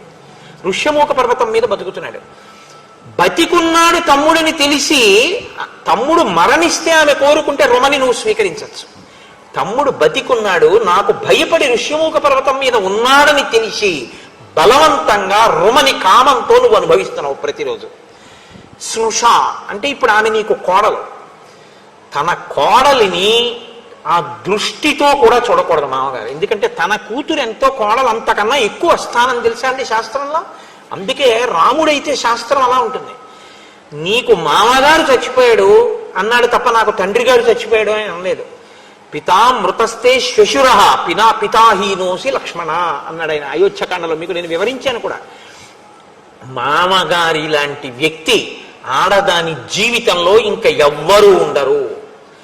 ధర్మం తెలుసున్నవాడైతే ఆడపిల్ల తండ్రి ఎప్పుడూ ఒక మాట చెప్పాలి. అందరూ తనకి నమస్కరించినా పెళ్ళైపోయాక తన కూతురు మాత్రం మామగారు ఎదురుగుండా ఉండగా తనకి నమస్కారం చేయకూడదు. ముందు మామగారికే ముందు నమస్కారం నేర్పుకోవాలి. అమ్మా నీ మొదటి నమస్కారం నీ మామగారికే. మామగారి లాంటి బంధువు ఉండడు ఉండడు ఉండడు అని చెప్తోంది శాస్త్రం. అంత ప్రేమగా ఉంటాడు మామగారు. ఇది చెప్పేటప్పుడు నాకు చాలా సంతోషంగా ఉంటుంది. నా కోడలు ఇప్పుడు వస్తుందా అనిపిస్తుంటుంది. కాబట్టి అలాగని నువ్వు ఇప్పుడేం దాని గురించి ప్రత్యేక ప్రయత్నం అక్కర్లేదు. ఆ రోజు వచ్చినప్పుడు నేను చూస్తాను. కాబట్టి యవీయాం ఆత్మన పుత్ర, నీవు స్నుష కోడలి వంటి నీ మరదలితో నువ్వు సంగమించావు, బలవంతంగా అనుభవించావు. తమ్ముడు బ్రతికున్నాడని తెలిసి. ఇప్పుడు చెప్పు, ఎవరిది ధర్మం? నువ్వు ధర్మాత్ముడివా? నీకు పాపం లేదా? ఇప్పుడు ఇక్ష్వాకు వంశీకులదైన ఈ రాజ్యంలో ధర్మం తప్పి ఇలా తిరుగుతున్న వాడిని దండించే అధికారం నాకుందా లేదా? రాజు దండన విధించాలి. ధర్మం తప్పిపోయిన వాడు పరిపాలన చేస్తే ఇదే రేపు అందరూ ధర్మంగా స్వీకరిస్తారు. కాబట్టి నువ్వు దండార్హుడవు. తత్ వ్యతీతస్య తే ధర్మాత్ కామవృత్తస్య మానరా భ్రాతృభార్యాభిమర్శ్యేస్మిన్ దండోయం ప్రతిపాదితః. తమ్ముడి భార్యని అనుభవించినటువంటి నిన్ను వధించడం మినహా ఇంకొక శిక్ష శాస్త్రంలో లేదు. ఓన్లే ఏదో చేసి విడిచిపెడదాం, ఓ అంగవైకల్యం చేద్దాం, ఓ కాలు తీసేద్దాం, ఓ చేయి తీసేద్దాం అంటే కుదరదు. శాస్త్రంలో ఇటువంటి తప్పు చేసిన వాడు ఇక శరీరంతో ఉండకూడదు. కాబట్టి అతన్ని మృత్యువు మార్గమునకు పంపించవలసి ఉంటుంది, మృత్యువునకు ఎరగా పంపించవలసి ఉంటుంది. కాబట్టి నేను నిన్ను చంపేశాను బాణం వేసి. సుగ్రీవేణ చమే సఖ్యం లక్ష్మణేన యథా తథా. సుగ్రీవుడితో స్నేహం చేశావు, సుగ్రీవుడితో స్నేహం చేశావు అంటున్నావు. సుగ్రీవుడితో నా స్నేహం, లక్ష్మణుడితో స్నేహం ఎటువంటిదో అటువంటిది. లక్ష్మణుడు ధర్మాత్ముడు, అందుకని నా వెంట ఉంటాడు. సుగ్రీవుడు ధర్మాత్ముడు, నా వెంట ఉండడానికి అంగీకరించాను. ఇప్పుడు సుగ్రీవుడు నా తమ్ముడి స్థానం పొందాడు.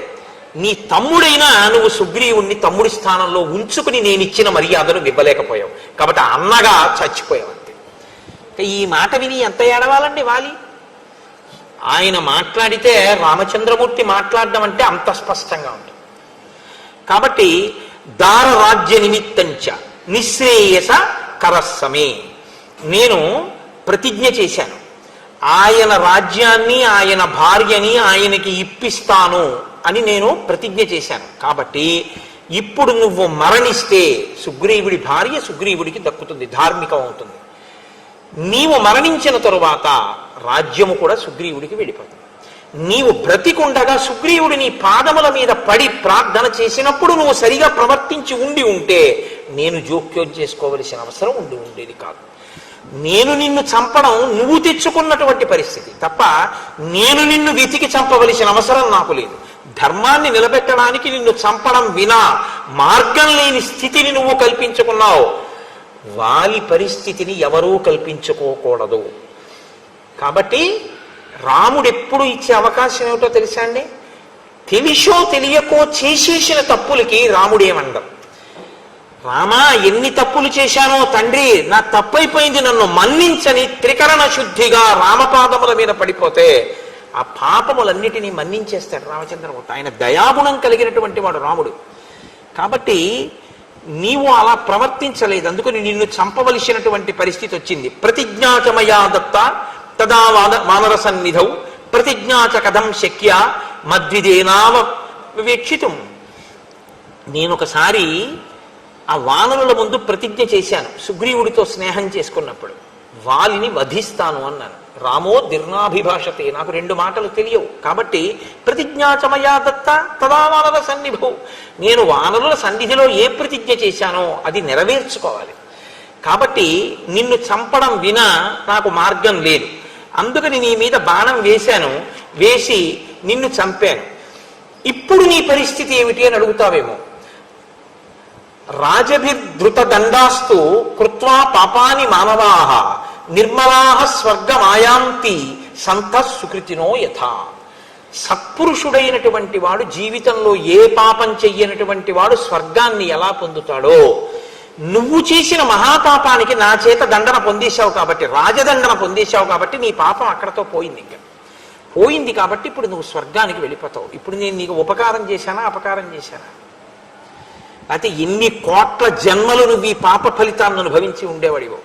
నేను తీసేశాను నా పాపాన్ని రాజదండంతో. నా బాణం వల్ల నీకు ఆ పాపం పోయింది కాబట్టి ఇప్పుడు నువ్వు స్వర్గానికి వెడుతున్నావు. ఎలా వెడుతున్నావో తెలుసా? పరమ సాధు పురుషుడు, పరమ భక్తి తత్పరుడు ఎలా వెడతాడో అలా వెడతావు. నువ్వేమన్నావు? నువ్వు పరాన్ముఖుడిగా ఉండగా ఎవరితోనో యుద్ధం చేస్తున్నప్పుడు నేను చాటు నుంచి నీ మీద బాణం వేశాను, అది తప్పని నువ్వు అన్నావు. ఇప్పుడు నేను నీకు ఆ ధర్మం చెప్తాను విను. నమే తత్ర మనస్తాపో నమన్యుర్హరి యూధప వాగురాభిశ్చ పాశైశ్చ కోటైశ్చ వివిధైర్నరాహ. మనుష్యులు వేరు, జంతువులు వేరు. మనుష్యుడు మనుష్యుడితో యుద్ధం చేసేటప్పుడు ఉండే ధర్మం వేరు, మనుష్యుడు జంతువుని వేటాడేటప్పుడు ఉండే ధర్మం వేరు. జంతువుతో చేసేది యుద్ధం అనరు, వేట అంటారు. జంతువుని వేటాడతారు, మనిషిని వేటాడరు, మనిషితో యుద్ధం చేస్తారు. అందుకే మనిషిని వేటాడరు కనుక మనిషి వెన్ను చూపిస్తే ఊరుకుంటారు. మనిషి ఆయుధం కింద పడిపోతే చంపరు, మనిషి నిద్రపోతుంటే చంపరు, మనిషి పరాకుగా ఉంటే చంపరు, మనిషి అన్నం తింటూ ఉంటే చంపరు, మనిషి భార్యతో కలిసి సుఖభోగంలో ఉంటే చంపరు. అదే జంతువు నిద్రపోతున్నా చంపేస్తారు, జంతువు పరాకుగా ఉన్నా చంపేస్తారు, జంతువు పరిగెడుతున్నా బాణం వేసి చంపుతారు. ఎందుకంటే జంతువుని చంపేటప్పుడు వేట, మనిషిని చంపేటప్పుడు యుద్ధం. యుద్ధానికి ధర్మం వేరు, వేటకి ధర్మం వేరు. అందుకే మనిషిని పట్టి చంపేటప్పుడు వల వేసి పట్టుకోరు, పాశం వేసి లాగి చంపకూడదు, కపటంతో చంపకూడదు. జంతువుని చంపేటప్పుడు వల వేసి పట్టుకోవచ్చు, పాశం వేసి పట్టుకోవచ్చు, కపటంతో పట్టుకోవచ్చు, నిద్రపోతున్నప్పుడు పట్టుకోవచ్చు, నిద్ర లేచి ఉండగా పట్టుకోవచ్చు, మేత మేస్తుండగా కొట్టచ్చు, పారిపోతున్నప్పుడు కొట్టచ్చు, నిలబడినప్పుడు కొట్టచ్చు, పడుకున్నప్పుడు కొట్టచ్చు. ఏం చేస్తున్నా సరే వేటాడాలనుకున్నటువంటి రాజు జంతువుని కొట్టేటప్పుడు ఇలాగే కొట్టాలన్న నియమం ఏమీ లేదు. కాబట్టి చాటున మాటు వేసి బాణాన్ని వేస్తారు. దశరథ మహారాజు గారు వేయిలా శబ్దభేరి విద్యతో తెల్లవారకట్ట నీరు తాగుతుంటే ఏనుగు వచ్చింది అనుకుని బాణం వేయలేదు, మరి చాటు నుంచి వేయలేదా? వేటాడేవాడు ఎప్పుడు సింహానికి ఎదురుగుండా వెళ్ళి వేటాడడానికి ఏం కూర్చోడు, ఏ పొగమాటనో కూర్చుని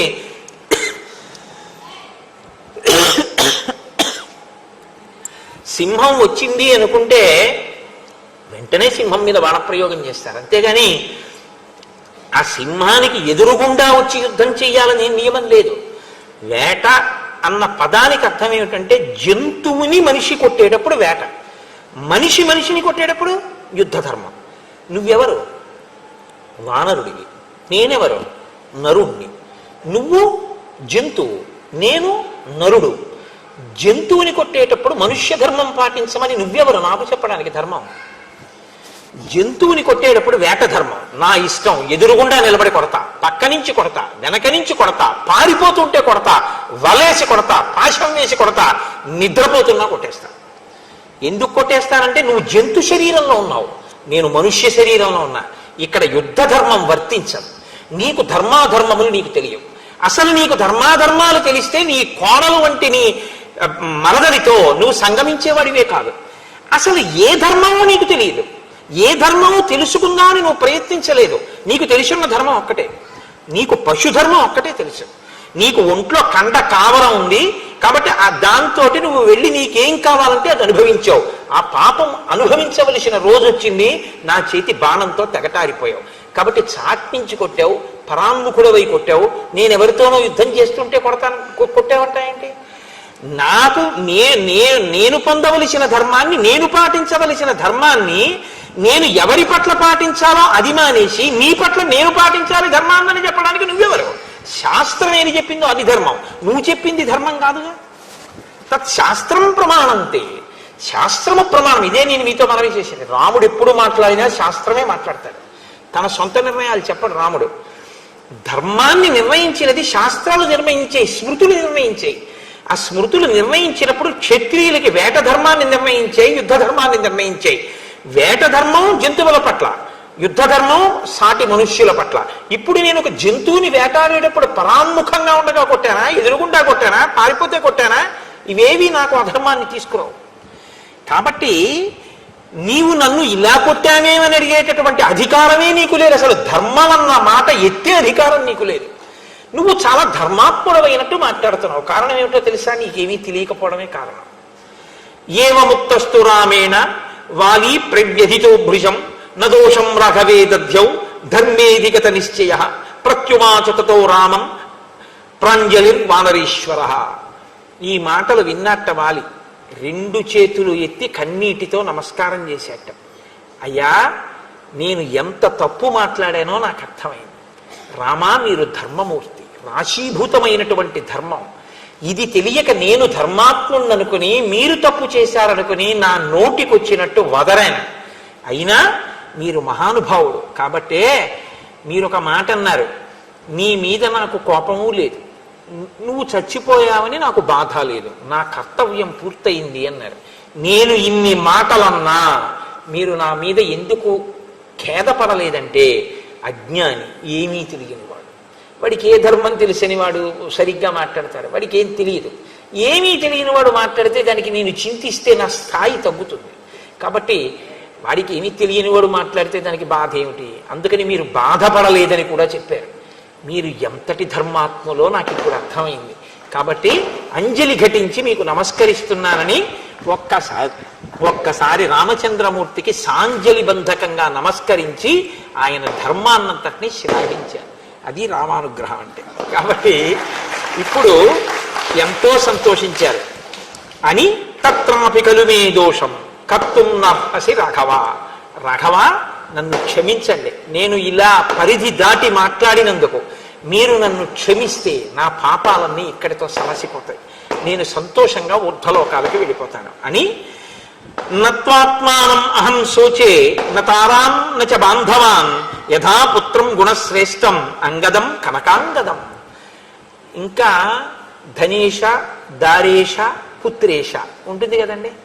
ధనేష దారేష గెలిచాడు రామదర్శనంతో, పుత్రేషం ఉండిపోయింది. నాకిప్పుడు తార గురించి బెంగలేదు, ఈ భూమి గురించి బెంగలేదు, అంటే రాజ్యం గురించి. అంగదం కనకాంగదం, బంగారు కేయూరములు పెట్టుకు తిరగడం అంటే ఇష్టమైనటువంటి నా కొడుకు చిన్నవాడున్నాడే, వాడికి ఏమీ తెలియదు పాపం ఇంకా ప్రవర్తన. రేపు సుగ్రీవుడు రాజవుతాడు, ఎలా ప్రవర్తిస్తాడో తెలియక ఆ సుగ్రీవుని యొక్క శత్రువులతో కలిసి తిరిగితే సుగ్రీవుడికి కోపం వస్తుంది. కాబట్టి మీరు నా తమ్ముడైనటువంటి సుగ్రీవుణ్ణి ఎలా రక్షించి కాపాడి హత్తుకుని మీ పక్కన పెట్టుకున్నారో అలాగే నా కొడుకైనటువంటి అంగదుణ్ణి మీ ఛత్రఛాయల్లో మీ నీడలో కాపాడి పెద్ద చేయండి రామా, ఇంకా నాకు అంతకన్నా ఏం అక్కర్లేదన్నారు. తప్పకుండా నేను నీ కొడుకుని అలాగే కాపాడతాను అని మాటిచ్చారు. మాటిచ్చిన తరువాత మళ్ళీ ఇంకొక మారు క్షమార్పణ చెప్పాడు. శరాభితప్తేన విచేతసామయ ప్రదూషితస్త్వం యదజానతా ప్రభో ఇదం మహేంద్రోపమభిమ విక్రమ ప్రసాదితస్త్వం క్షమమే నరేశ్వర. ఇక్కడతో మూడో మాట అయింది సత్యం. ఆయన అన్నాడు, మహానుభావ నీవు ఇంద్రుని కూడా నిగ్రహించగలిగినటువంటి గొప్ప బలశాలి, మహేంద్రుడి వంటి శక్తి సంపన్నుడవు. అటువంటి నువ్వు నా ఎదురుగుండా ధనుర్బాణములతో నిలబడితే తెలియక నేను మాట్లాడిన మాటలు, నేను చేసినటువంటి అపరాధములు, నా పాప కర్మలు అన్నీ కూడా క్షమించి నన్ను కాపాడు, నా అనాచారమును మన్నించు అని నమస్కారం చేశాడు. నమస్కారం చేసి నేల పడిపోయాడు. నేల పడిపోయిన తరువాత ఆ తార పరుగు పరుగున అంతఃపురంలోంచి వస్తోంది. వస్తుంటే ఈ వానరులందరూ ఆవిడికి ఎదురెళ్ళారు. ఏం జరిగింది అని అడిగింది ఆవిడ. పెద్ద కోలాహలం కదండి, వాలి మరణించాడంటే మరి ప్రభువు మరణించాడు, అప్పటి వరకు ఓటమి జరిగినవాడు. వస్తుంటే వానరులు అంటే ఒక సంఘటన ఒక వ్యక్తి నాలుక మించి ఇంకొక వ్యక్తి నాలుక మీద వెళ్ళేటప్పటికి ఎన్ని రకాలుగా మారిపోతుందో చూపిస్తారు మహర్షి.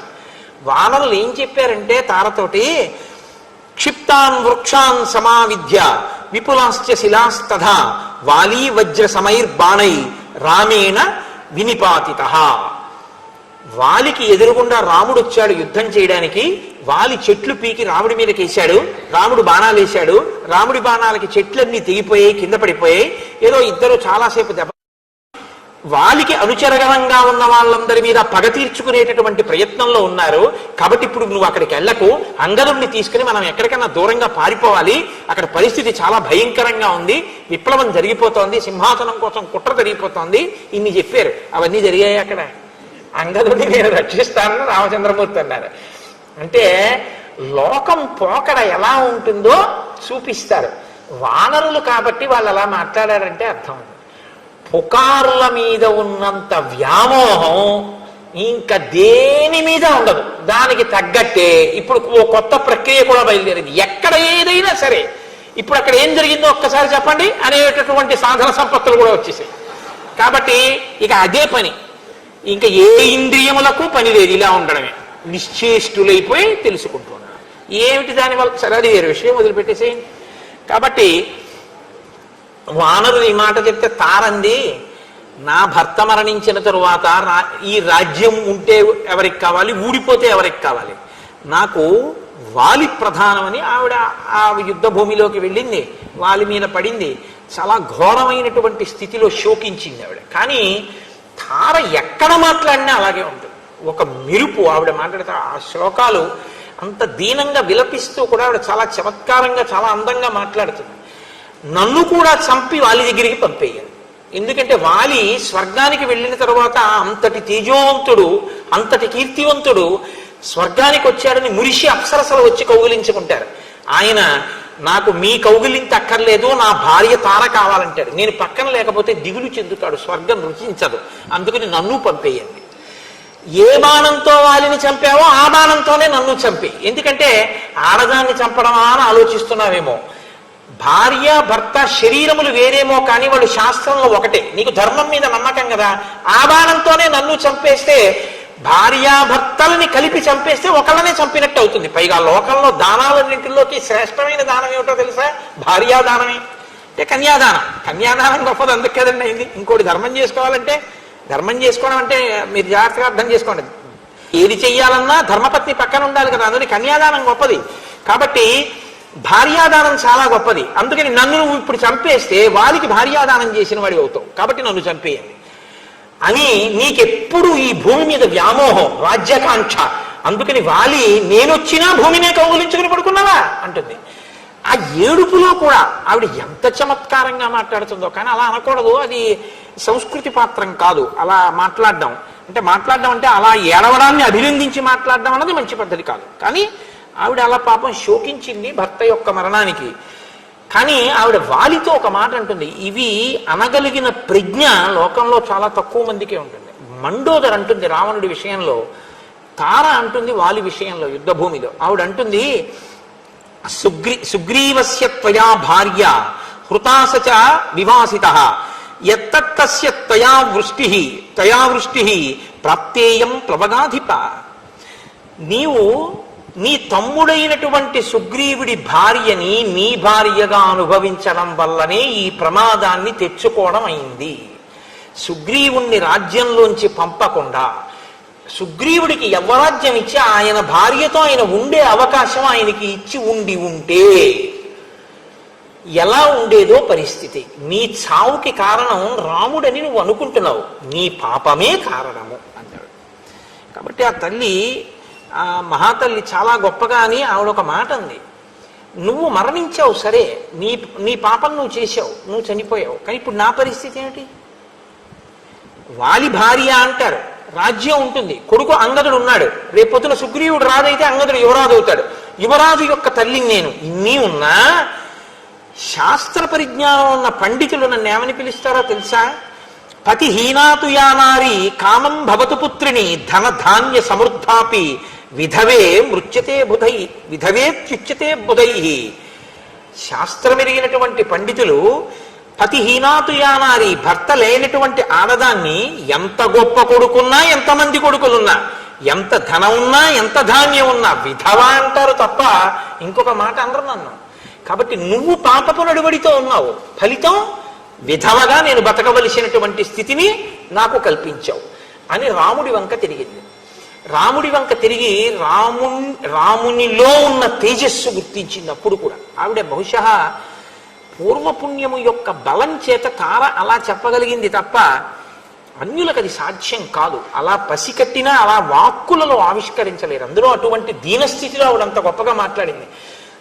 త్వమప్రమేయశ్చ దురాసదశ్చ జితేంద్రియశ్చోత్తమ ధర్మకశ్చ అక్షీణకీర్తిశ్చ విచక్షణశ్చ క్షితి క్షమావాన్ క్షతజోపమాక్ష. నీవు రామ త్వమప్రమేయశ్చ దురాసదశ్చ, నీ యొక్క శక్తిని ఊహించడం ఎవరికి సాధ్యం కాదు. భగవంతుడి యొక్క శక్తిని ఎవరు ఊహిస్తారండి? జితేంద్రియశ్చోత్తమ ధర్మకశ్చ, నువ్వు ఇంద్రియములను జయించినటువంటి వాడివి. ఉత్తమ ధార్మికశ్చ, నువ్వు చాలా ఉత్తమమైనటువంటి ధార్మికుడవు. ఇంద్రియములను గెలవడం వేరు, ఇంద్రియములను అణచడం వేరు. మీరు ఈ రెండింటికి తేడాని తెలుసుకోవాలి. ఇంద్రియములను అణిచినటువంటి వాళ్ళు రామాయణంలో ఉంటారు, ఇంద్రియములను గెలిచిన వాళ్ళు రామాయణంలో ఉంటారు. ఇంద్రియములను అణిచిన వాడు రావణాసురుడు. ఇంద్రియాల్ని అణచడం అంటే ఏమిటో తెలుసా అండి? త్రాచుపాము యొక్క తల మీద పాదాన్ని పెట్టి కూర్చోవడం. కానీ లేచాడనుకోండి పావు తెరిచేస్తుంది. ఇంద్రియాలు కొంతసేపు బయట వ్యామోహంతో తిరగకుండా తిప్పి అట్టే పెడతాడు. దానివల్ల బ్రహ్మగారి అనుగ్రహాన్ని పొందాడు, వరాలు పొందాడు. లేచాడు, ఇంద్రియాలన్నీ విజృంభిస్తాయి. కాబట్టి ఇప్పుడు ధర్మాన్ని వదిలేస్తాడు. ఇంద్రియాలు ఎటు తిరుగుతున్నాయో అటు తిరగడం మొదలు పెడతాడు. అధార్మికమైన ప్రవర్తన వైపు పెడతాడు. ఇంద్రియాల్ని గెలవడం అంటే ఏమిటో తెలుసా అండి? తాను ధార్మికంగా అనుభవించకూడదు అన్న సుఖం తన కన్నుల ముందు కనపడి తనని కోరుకున్నా తాను ఆ సుఖాన్ని అనుభవించాడు. ఎందుకంటే శాస్త్రం అంగీకరించాలి కనుక. ఆయన ఇంద్రియముల యందు కాని మనస్సు యందు కాని వికారము కలగదు. అలాంటి వాడు ఇంద్రియములను గెలిచినవాడు. కాబట్టి జితేంద్రియశ్చోత్తమ ధార్మికశ్చ, నువ్వు ఇంద్రియములను గెలిచినటువంటి వాడివి, ఉత్తమమైనటువంటి ధార్మికుడివి. అక్షీణ కీర్తిశ్చ విచక్షణశ్చ, నీ కీర్తి క్షీణించదు. తెలియక వాలి ఏదో అన్నాడు, నీ కీర్తి మాసిపోయింది బాల్టితోనని. అక్షీణ కీర్తిశ్చ విచక్షణశ్చ, నీకు యుక్తాయుక్త విచక్షణ బాగా ఉన్నవాడివి. క్షితిక్షమావాన్, భూమికి ఎంత ఓర్పుందో అంత ఓర్పున్నవాడివి. క్షత జోపమాక్ష, ఎరుపు జీరలు తేరి రక్తం ఎలా ఉంటుందో అటువంటి కందులు ఉన్నటువంటి వాడివి, అంత అందగాడివి. త్వమాప్త బాణాసన బాణపాణి మహాబల సంహననోపపన్న మనుష్య దేహాభ్యుదయం విహాయ దివ్యేన దేహాభ్యుదయేన యుక్త. నువ్వు ఆ ధనస్సు పట్టుకుని బాణాలు తూణీరం కట్టుకుని ఇలా నిలబడితే తార వచ్చేటప్పటికి ఆయన దాని మీద వాలి ఉన్నాడు ఇలాగా ఆ ధనస్సు మీద. నువ్వు నిలబడితే నీ అవయవ సంఘాతం ఉందే, నీ శరీరంలో అవయవాల యొక్క పొందిక, దాన్ని చూస్తుంటే అది ఒక మనుష్య శరీరానికి ఉండేటటువంటి అవయవముల యొక్క పొందిక కాదు, అది దేవతల యొక్క శరీరపు కాంతులు నీ శరీరపు కాంతులలో కనపడుతున్నాయి.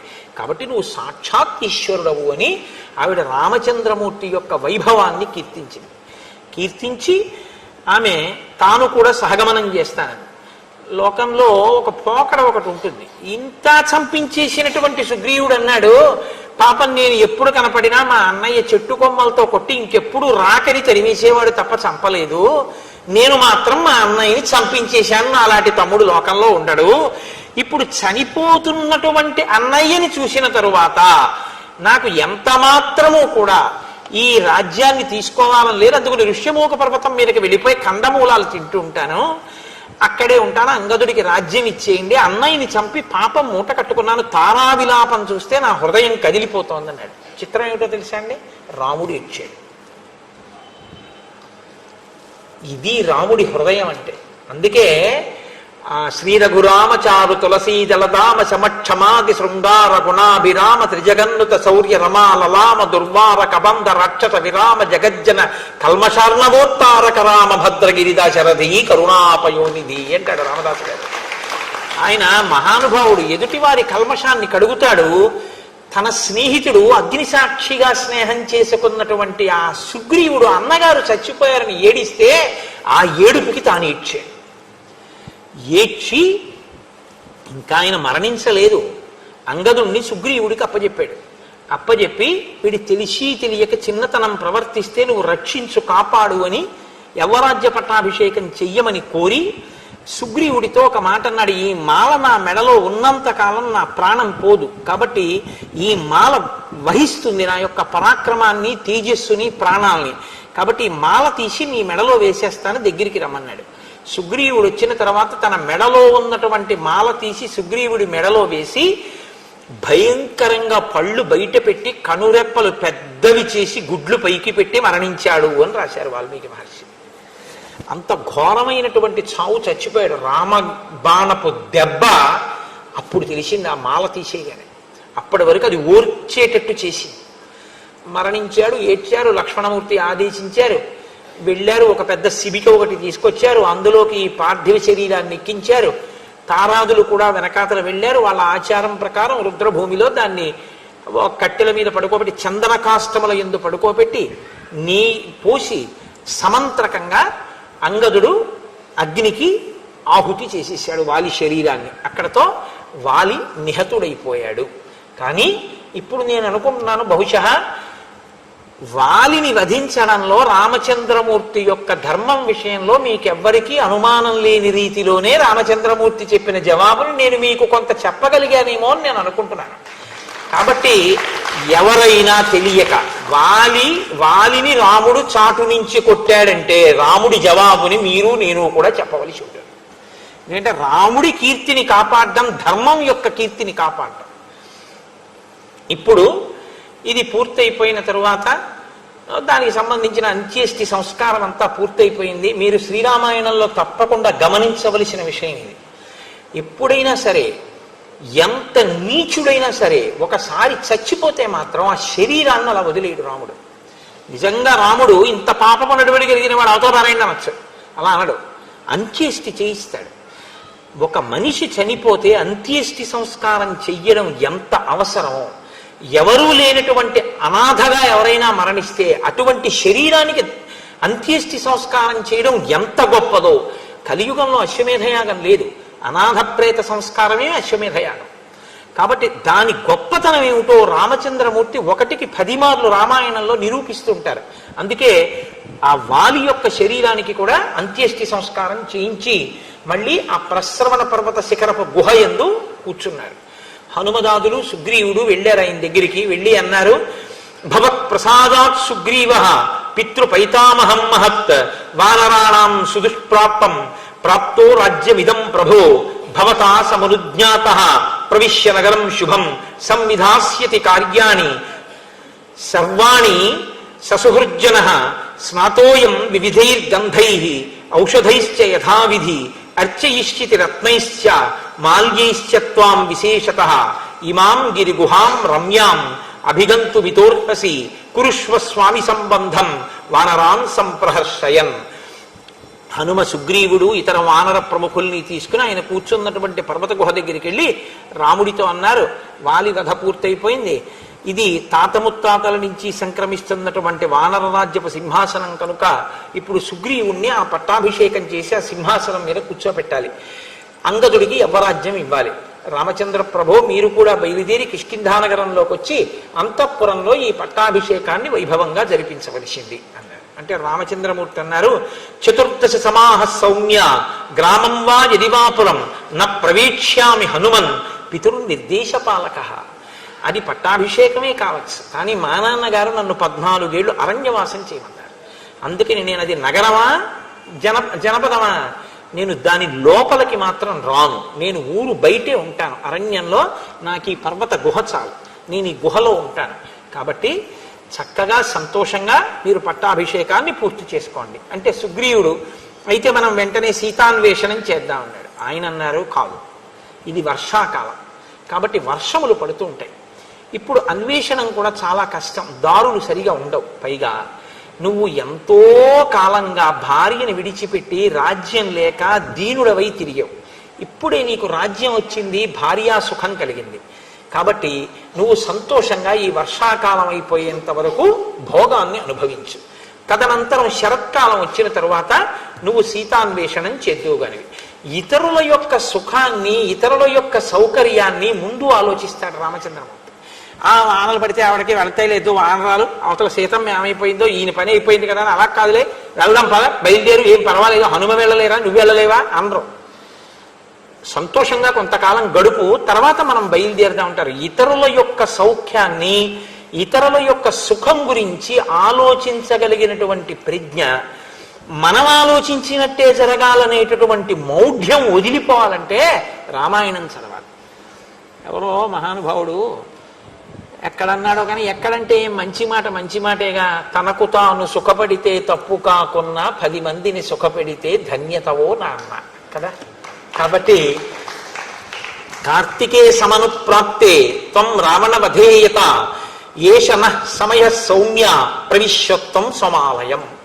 ఈ వర్షాకాలం అయిపోయే వరకు నువ్వు హాయిగా అంతఃపురంలో సంతోషంగా భోగం అనుభవించు అని చెప్పి పంపించేశారు.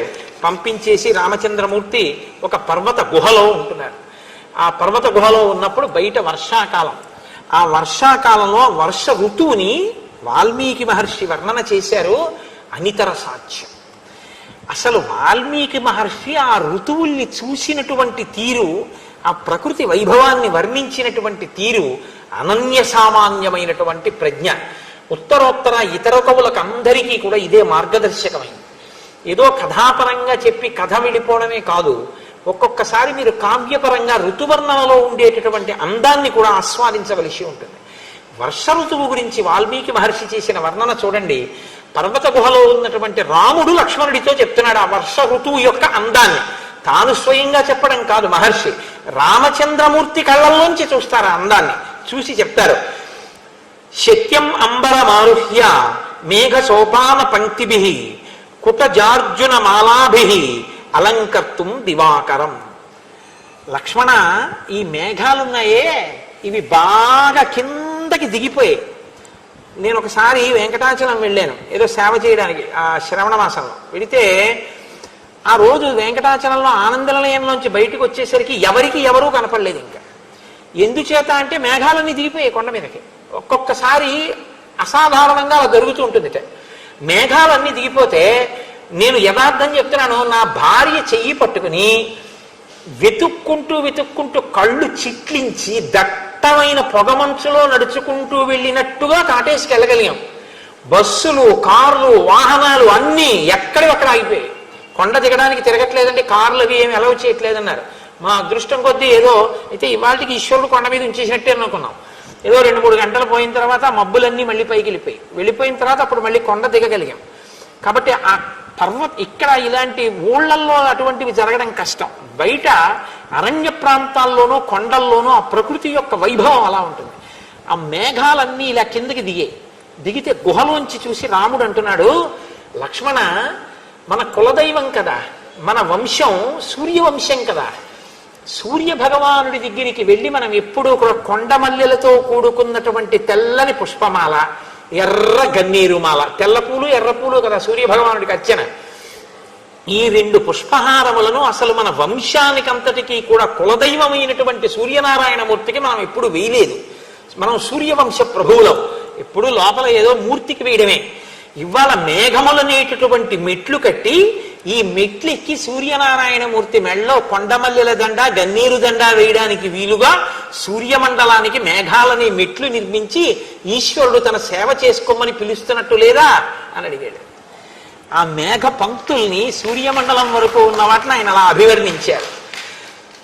సంధ్యా రాగోద్ధితై స్తామ్రై అంతేష్వదిక పాండరై స్నిగ్ధై రభ్ర పటఛేదై బద్ధ వ్రణ వివాంబరం. ఆకాశంలో సూర్య బింబం ఉంది, సూర్యాస్తమయం అవుతోంది, ఇంకా ఎర్రగా ఉంటుంది కదండి. సాయంకాలం సంధ్యలో సూర్యుడు ఎర్రగా ఉంటాడు. వాల్మీకి మహర్షి ఇలా వర్ణిస్తే తిక్కన గారు ఒకలా వర్ణించారు అస్తమిస్తున్న సూర్యుడిని.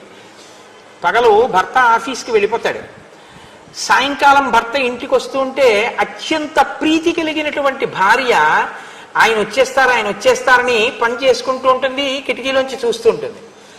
అకస్మాత్తుగా ఆయన వస్తారు, కిటికీలోంచి కనపడతారనుకుని ఆవిడేదో చేసుకుంటుంటే ఆయన మెట్లెక్కి పైకి వచ్చేసి తలుపు తీసుకుని లోపలికి వచ్చి ఏమాయ్ అన్నాడు. అకస్మాత్తుగా భర్తని చూసేసరికి ఆవిడ లజ్జ పొంది బుగ్గలు ఎర్రపడితే ఆవిడ ముఖం ఎంత ఎర్రగా ఉంటుందో అలా సూర్యనారాయణమూర్తి సాయంకాలం ఇంటికి తిరిగి వచ్చేస్తే ఆయన్ని చూసినటువంటి పడమట కాంత బొగ్గలలోని ఎరుపు ఆకాశం మీద అరుణారుణ వర్ణంగా పడిందని తిక్కన గారు వర్ణించారు. వాల్మీకి మహర్షి అంటారు, ఆ మబ్బు సూర్యాస్తమయం అవుతున్నటువంటి ఎర్రటి సూర్యుడికి అడ్డంగా వెళ్ళిందో తెల్ల మబ్బు. వెళితే ఇప్పుడు తెల్ల మబ్బు మధ్యలో ఎర్రగా ఉంది, అటు ఇటు అంతేష్వధిక పాండరై, అటు ఇటు తెల్లగా ఉంది. ఇది ఎలా ఉందంటేట, ఆకాశం అనేటటువంటి పురుషుడికి ఒక ఎర్రటి పుండు పుడితే తెల్లటి గాజుగుడ్డ పెట్టి కట్టు కడితే ఎర్రటి పుండు కనపడుతూ చుట్టూ తెల్లగా కట్టున్నట్టుగా ఉందిట సూర్యబింబానికి అడ్డొచ్చిన మబ్బు. అసలు ఆయన ఊహయ అంటే ఆ రోజుల్లోనే వ్రణములకు కట్టు కట్టడం అన్నది ఉందన్నమాట గాజుగుడ్డతోటి. ఇన్ని శ్లోకాలండి, నిజంగా ఈ ప్రతి శ్లోకం మీరు చదవడం, కళ్ళు మూసుకొని కాసేపు దాన్ని అనుభవించడం, ఆనందంతో గుహలో రాముడు లక్ష్మణుడికి చెప్తుంటే మీరు కూడా ఆయన పక్కన నుంచి రాముడు ఒక్కొక్కటి చెప్తుంటే మీరు కూడా అటు చూసి ఆనందించి రామ బాగా చెప్పారు ఇంకోటి చెప్పండి అంటుంటే రాముడు చెప్తున్నట్లు మీరు భావించి ఆనందపడిపోవడమే. అలా ఉంటాయి ఆ శ్లోకాలు. మహర్షి అలా చెప్పారు మహానుభావుడు. కళాభిరిభైమీభి విద్యుద్భిరివ్యతాడితం అంతః స్తనిత నిర్ఘోషం సవేదన నివాంబరం. ఆకాశంలో నల్లటి మబ్బులు, తలుక్కని మెరుపులు, పెద్ద పెద్ద పిడుగులు. ఇవి ఎలా ఉందంటేట, ఆకాశం అనేటటువంటి పురుషుణ్ణి ఎవరో మెరుపుల కొరడాలు పట్టుకుని కోట్టుంటే అయ్య బాబోయ్ అని అరుస్తుంటే అరుపులు ఎలా ఉంటాయో అలా ఉన్నాయిట ఆ పెద్ద పెద్ద పిడుగుల ధ్వనులు. కడుపులో ఎంత బాధ ఉందో అన్నట్టుగా ఉన్నాయిట మబ్బుల చాట్న ఆకాశం. పైకి వ్యక్తం కాని కడుపులోని బాధలా మబ్బుచాటు ఆకాశం, కొడుతున్న కొరడాల తీగలలాగా మెరుపులు, అరుస్తున్న అరుపులులా పిడుగులు ఉన్నాయి అని మహర్షి అంటారు. వర్షాకాలంలో అలా లేదు లక్ష్మణ, పిడుగులు పడుతుంటే మెరుపులు మెరుస్తుంటే. ఎవరైనా ఇలా అనగలిగిన వాళ్ళు ఉన్నారండి? ఏమి దర్శనం అండి నిజంగా వర్ష ఋతువుని. నీల మేఘాశ్రిత విద్యుత్ స్ఫురంతి ప్రతిభాతి మే స్ఫురంతి రమణస్యాంకే వైదేహీవ తపస్విని. ఆ నల్లటి మబ్బు మధ్యలో తలుక్కని మెరుపు మెరిస్తే లక్ష్మణ, నల్లటి మినువుల పోగులాంటి రావణాసురుడు తన తొడ మీద మీ వదిన్ని కూర్చోపెట్టుకుని వెడుతూ ఉంటే ఏడుస్తూ కదిలిపోతున్న మీ వదినిలా లేదు తళుక్కుమన్న ఆ మెరుపు నల్లమబ్బు మీద అంటాడు. వర్ష ఋతువులో తన భార్యని చూసుకున్నాడు. అది అక్కడి నుంచే కదండి మేఘ సందేశం వచ్చింది. ఇటువంటి శ్లోకాలలోంచే కాళిదాస మహాకవి యొక్క మేఘ సందేశం పుట్టింది. కాబట్టి రసాకులం షట్పద సన్నికాశం ప్రభుజ్యతే జంబుఫలం ప్రకామం అనేకవర్ణం పవనావధూతం భూమౌపతత్యామ్రఫలం విపక్వం. నేరేడు చెట్లు ఎక్కడ చూసినా నల్లగా రసం కారిపోతున్నాయా అన్నట్టుగా ఉన్నటువంటి నల్లటి నేరేడు పళ్ళు గుత్తులు గుత్తులుగా కాసేసాయి. వాటి నిండా గండు తుమ్మెదలు, నల్ల తుమ్మెదలు తిరుగుతున్నాయిట. మామిడి కాయ అప్పటి వరకు చెట్టుని గట్టిగా పట్టుకున్నది చెట్టునే బాగా ముగ్గిపోయి పండైపోయి తొక్క కూడా ఇంకా వృద్ధుడైపోయినటువంటి వాడి చర్మం ఎలా ఉంటుందో మామిడి పండు మీద ఉన్న తొక్క అలా ముడతలు పడిపోయి లోపల ఉన్నటువంటి పండు రసం ఎర్రగా ఉన్నది కనపడేటట్టుగా ఉంటుంది. మామిడి పండు బాగా ముగ్గితే మీరు చూడండి. అటువంటి దాన్ని శివలింగం మీద అభిషేకం చేయడం తేలిక. ఇలా అంటే చాలు గుటిక్కిన గుజ్జంతా శివలింగం మీద పడిపోతుంది. అలా ఆ అభిషేకం మీదకి వెళ్ళిపోతుంది దృష్టి. అదేంటి, మామిడి పండు బాగా ముగ్గిపోయి మామిడి చెట్టు నుంచి విడివిడి కింద పడిపోతే దాన్ని తీసుకుని తినడం ఎంత సంతోషంగా ఉంటుందో. అబ్బా, చెట్టును ముగ్గిన పండు అంటారు. అందులో మామిడి పండు చెట్టును ముగ్గిపోతే అసలు ఇంకా దాని రుచి భాషతో చెప్పడం కష్టం. అంత అందంగా, అంత రుచికరంగా ఉంటుంది అది. కాబట్టి అలా ముగ్గిపోయిన మామిడి పండు, అందులో ప్రత్యేకించి మా జిల్లాలో కొత్తపల్లి కొబ్బరి అలా ముగ్గిపోతే అబ్బోదాన సాధ్యం కూడా ఎంత రుచో. దాని తొక్క అలా ఉంటుంది ఆ కొత్తపల్లి కొబ్బరి. అలా పలచనైపోతుంది. ఏమిటో మరి ఈశ్వర సృష్టి దాని యందు. కాబట్టి ఆ నేరేడు పళ్ళు అలా ఉన్నాయి, ఆ కింద పడిన మామిడి పళ్ళు అలా ఉన్నాయి. ఈ గుత్తులు గుత్తులు నేరేడు పళ్ళ కోసం, ఈ మామిడి పళ్ళ కోసం ప్రజలు తిరుగుతుంటారని నీకు కనపట్టల్లా వర్షాకాలంలో. ఏంటి లక్ష్మణ అంటారు. విద్యుత్ పతాకాః సబలాకమాలాః శైలేంద్రకూటాకృతి సన్నికాశాః గర్జంతి మేఘాః సముదీర్ణనాదా మత్తా గజేంద్ర ఇవ సంయుగస్థాః. యుద్ధంలో ఏనుగులు ప్రముఖంగా పాల్గొంటాయి, భద్రగజాలు. అవి పాల్గొనేటప్పుడు వాటిని మామూలుగా యుద్ధానికి పంపించరు. గుర్రాన్ని ఇంకో దాన్ని పంపించినట్టు పంపించరు. ఏనుగుని పంపించాలంటే దానికి ఒక పెద్ద గురువాయూరు ఏనుగులు కడుతుంటారే, అలా దాని కుంభస్థలం అంతా ఓ పెద్ద అలంకారం ఉంటుంది. దాని మీద ఒక పెద్ద ఆసనం, ఆసనం మీద ఓ గొడుగు, దాని మీద మళ్ళీ ఓ పతాకం ఉంటుంది. దాని ఒక గజాన్ని అధిరోహించాడు అంటే మహావీరుడని గుర్తు. కాబట్టి ఆ ఏనుగు మీద కూర్చున్నటువంటి వాడు ఎవరో ఆ మహానుభావునికి సంబంధించినటువంటి పతాకం ఎగురుతూ ఉంటుంది. కాంచనమయ వేదిక కనత్కేతనోజ్వల విభ్రమము వాడు కలశజుండు అంటారు తిక్కన గారి విరాట బ్రహ్మంలో. అలా ఒక్కొక్క పతాకం చూస్తే ఒక్కొక్క మహావీరుడు స్ఫురిస్తాడు. రామచంద్రమూర్తి అంటున్నారు, మేఘాన్ని చూపించి లక్ష్మణ విద్యుత్ పతాకాః, చూసావా ఆ మేఘం మెరుపు తీగతో ఉంది. ఆ మెరుపు తీగతో ఉన్నటువంటి మేఘం పతాకం పెట్టుకున్నటువంటి ఏనుగుల, ఆ మెరుపు తీగ పతాకంలా, ఆ నల్లటి మబ్బు మీద కొంగలు ఎగరడంలో ఒక చిత్రం ఉంటుంది. మిగిలిన పక్షులు ఏదో గుంపు కిందో ఏదో అలా ఇలా ఎగురుతాయి, కొంగ అలా ఎగరదు. ఎందుకో కానీ కొంగలు బారులు బారులు అని బారులు కిందే ఎగురుతాయి. అది అనుభవించిన వాడి నోటి వెంట ఆమ్రేడితం అవుతుంది. అది మామూలుగా వెళ్ళదు, బారులు బారులుగా వెళతాయి అవి. కాబట్టి అవి వెళ్ళేటప్పుడు కూడా చాలా చమత్కారంగా వెళతాయి. మీరు ఎప్పుడైనా మీరు చూసి ఉంటారు, నేనే వెర్రివాడిని మీరు చూడలేదు అనుకుని అలా చెప్తూ ఉంటాను. కానీ మీరు కొంగలు బారుగా ఆకాశంలో వెళ్తున్నప్పుడు దాని అందం చూడాలి. ఒకసారి ఇలా నిటారుగా పెడతాయి, ఒకసారి అర్ధచంద్రాకారం అయిపోతాయి, ఒకసారి ఒక మణితో కూడిన హారంలా ఇలా అవుతాయి. అన్ని ఒక్కలా కదిలేదో పెరేడ్ చేస్తున్నటువంటి సైనికులు కదిలినట్టు ఒక హారం వెడుతున్నట్టు వెడుతుంటాయి. లక్ష్మణ, నల్లమబ్బు మీద ఇవన్నీ అలా వెడుతుంటే శైలేంద్ర కూటాకృతి సన్నికాశాహ సబలాకమాలాహ, ఇవి ఈ కొంగల బారులు ఏనుగు మెడలో వేసినటువంటి పూలదండలా, నల్లమబ్బు ఏనుగులా, మెరుపుతీగ దాని మీద పెట్టినటువంటి పతాకంలా, ఆ మేఘంలోంచి వచ్చేటటువంటి ఉరుము యుద్ధానికి వెడుతున్నటువంటి ఏనుగు చేసిన ఘీంకారంలా, యుద్ధ భూమిలో ఏనుగులా కనపట్టాలా నీకు ఆ మబ్బు? ఒక క్షత్రియుడికి ఎలా కనపడాలో అలా కనపడింది. అంటే లక్ష్మణుడు అవునన్నయ్యా అని ఎంతో సంతోషంగా ఆ మబ్బులో అంతా చూస్తున్నాడు. అబ్బో, ఏమి వర్ణన చేశారండి మహానుభావుడు. బాలేంద్ర గోపాంతర చిత్రితేన విభాతి భూమిర్నవశాద్వలేన గాత్రానువృత్తేన శుభప్రభేణ నారీవలాక్షోక్షిత కంబళేన. వర్షాలు పడ్డం వల్ల ఆకుపచ్చటి గడ్డి పెరిగింది బాగా. ఎక్కడ పెరుగుతుంది గడ్డి? భూమి మీద పెరుగుతుంది. ఈ బాగా పెరిగినటువంటి పచ్చగడ్డి మీద ఆర్ద్ర పురుగులని ఎర్రగా ఉంటాయి. ఎర్రగా ఉన్న ఆర్ద్ర పురుగులు అక్కడక్కడక్కడక్కడక్కడక్కడ పాకుతున్నాయి. వర్షాలు పడేటప్పటికి పురుగులు పుట్టేస్తాయి, పాకుతున్నాయి. ఆ గుహలోంచి, పర్వత శిఖరపు గుహలోంచి కిందకి చూశారు రాముడు. చూసావా ఎలా ఉందో? చిలకపచ్చ చీర మీద ఎర్రని చుక్కలున్న చీర ఒక ఆడది కప్పుకు చలికి కూర్చుంటే ఎలా ఉంటుందో అలా భూకాంత పచ్చటి గడ్డి మీద ఆర్ద్ర పురుగులతో కూడినటువంటి ఈ స్థితిలో ఆకుపచ్చ చీర ఎర్ర చుక్కలది కప్పుకు కూర్చున్నట్టు లేదు భూకాంత అంటారు. చూసావా వర్షాకాలంలో భూమి ఎలా ఉందో? రెక్కలన్నీ తడిసిపోయి టపటప శబ్దాలు చేస్తూ కడుపు నిండా నీళ్లు తాగి ఆ పక్షుల అందం చూసావా లక్ష్మణ ఎలా ఉన్నాయో అని ఆయన అంటారు.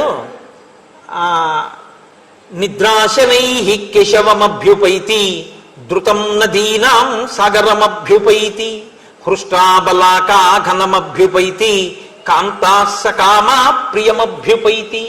మళ్ళీ అంత్యానుప్రాస, అదో అందం. రామాయణంలో మళ్ళీ కావ్యపరమైనటువంటి అందాలు. కాబట్టి నిద్రాశనై కేశవమభ్యుపైతి, కేశవుణ్ణి నిద్ర సమీపిస్తూ ఉంటే ఎలా ఉందో అలా ఉంది.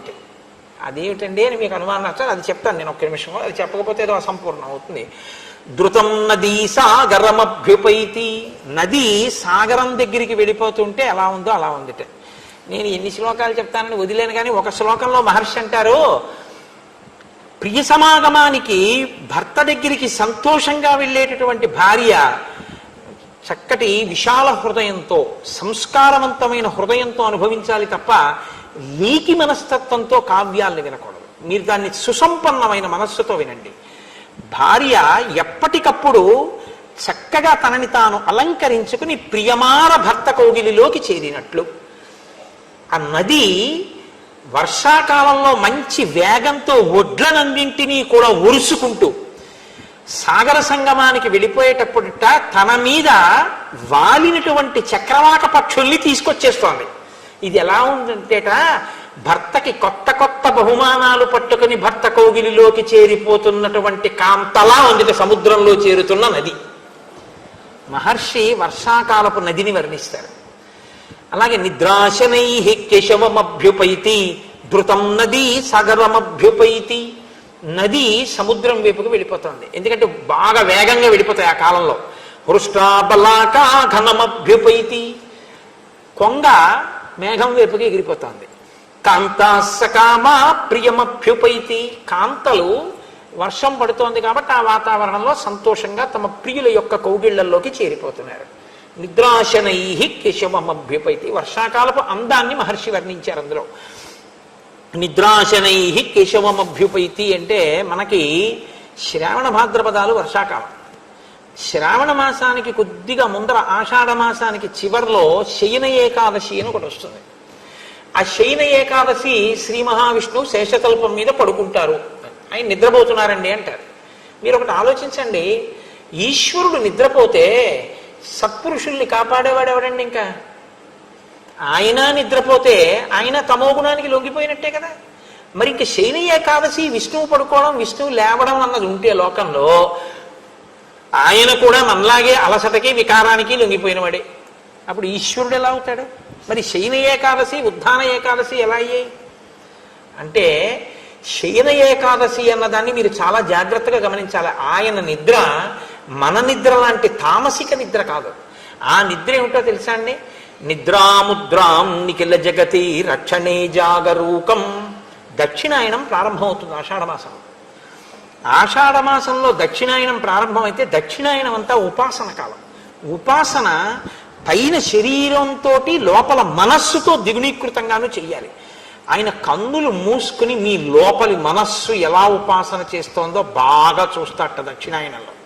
అందుకని నిద్రపోయినట్టుగా నిద్రాముద్రాం నిఖిల జగతి రక్షణే జాగరూకం, ఇంకా బాగా గమనించడానికి కళ్ళు మూసుకుని పడుకోవడం, పైకి చూడడం కాదు, మీ లో మనసుల్ని చూడడానికి పడుకోవడం శయన ఏకాదశి.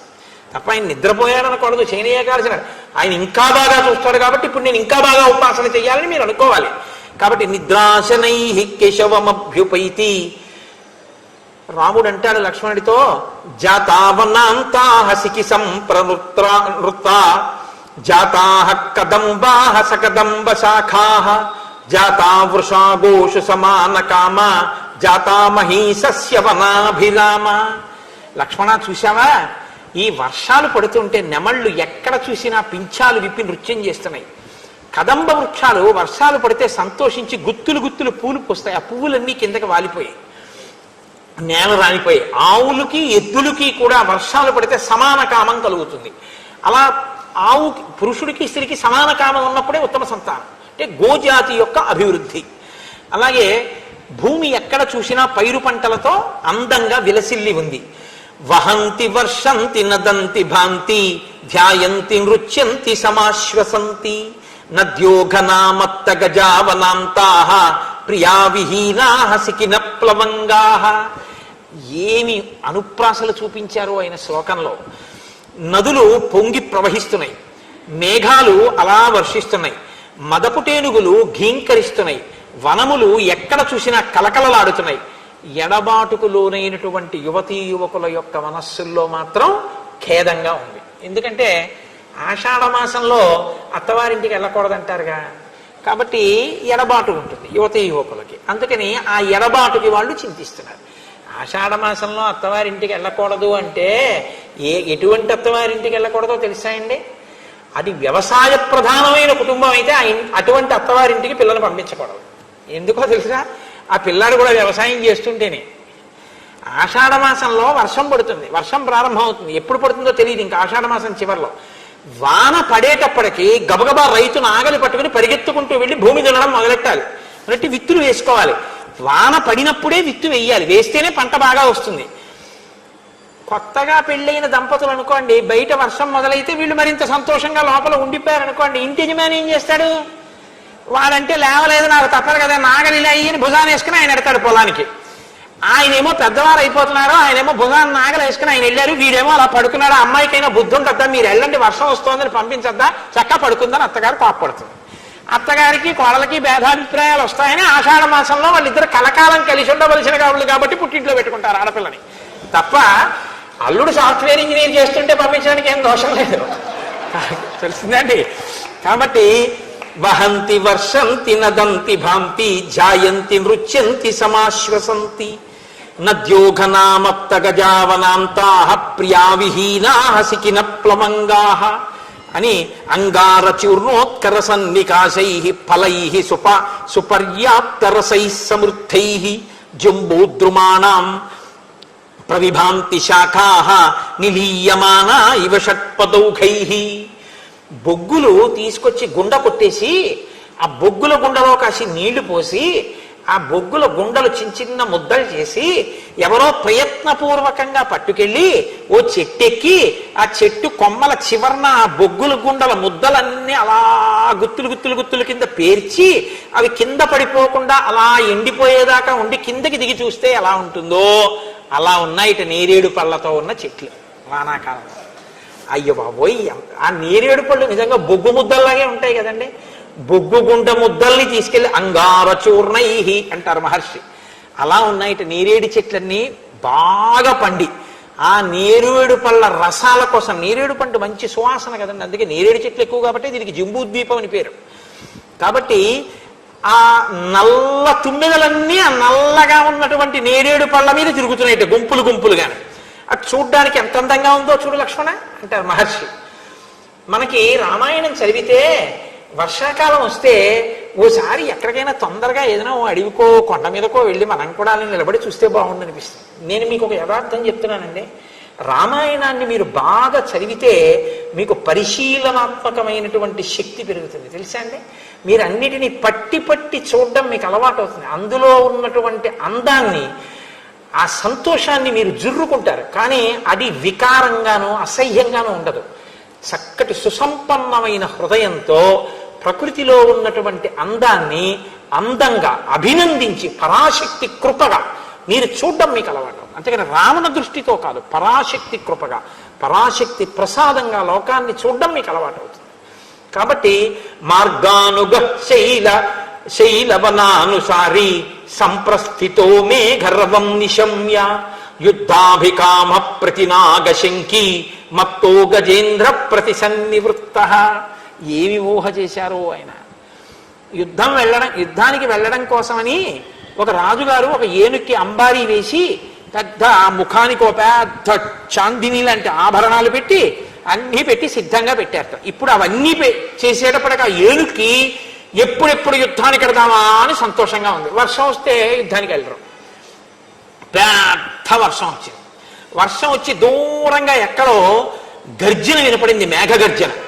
ఈ ఏనుగుట అంబారి ఊగిపోయేటట్టుగా పరిగెత్తుకుంటూ తాను భీంకరిస్తూ వెళ్ళింది. అంటే ఎదుటి సైన్యంలో ఉన్నటువంటి యోధులకు సంబంధించిన ఏనుగు ఒకటి యుద్ధానికి వచ్చేస్తోంది, నేను వెళ్ళకపోతే ఎలాగా అని అది కూడా వెళ్ళిపోయింది. వెళ్ళిపోతే అది మేఘం గర్జించింది, ఏనుగు కాదు. కాబట్టి ఇది చాలా దూరం వెళ్ళి చూసిందిట, ఏనుగు కనపడలేదుట.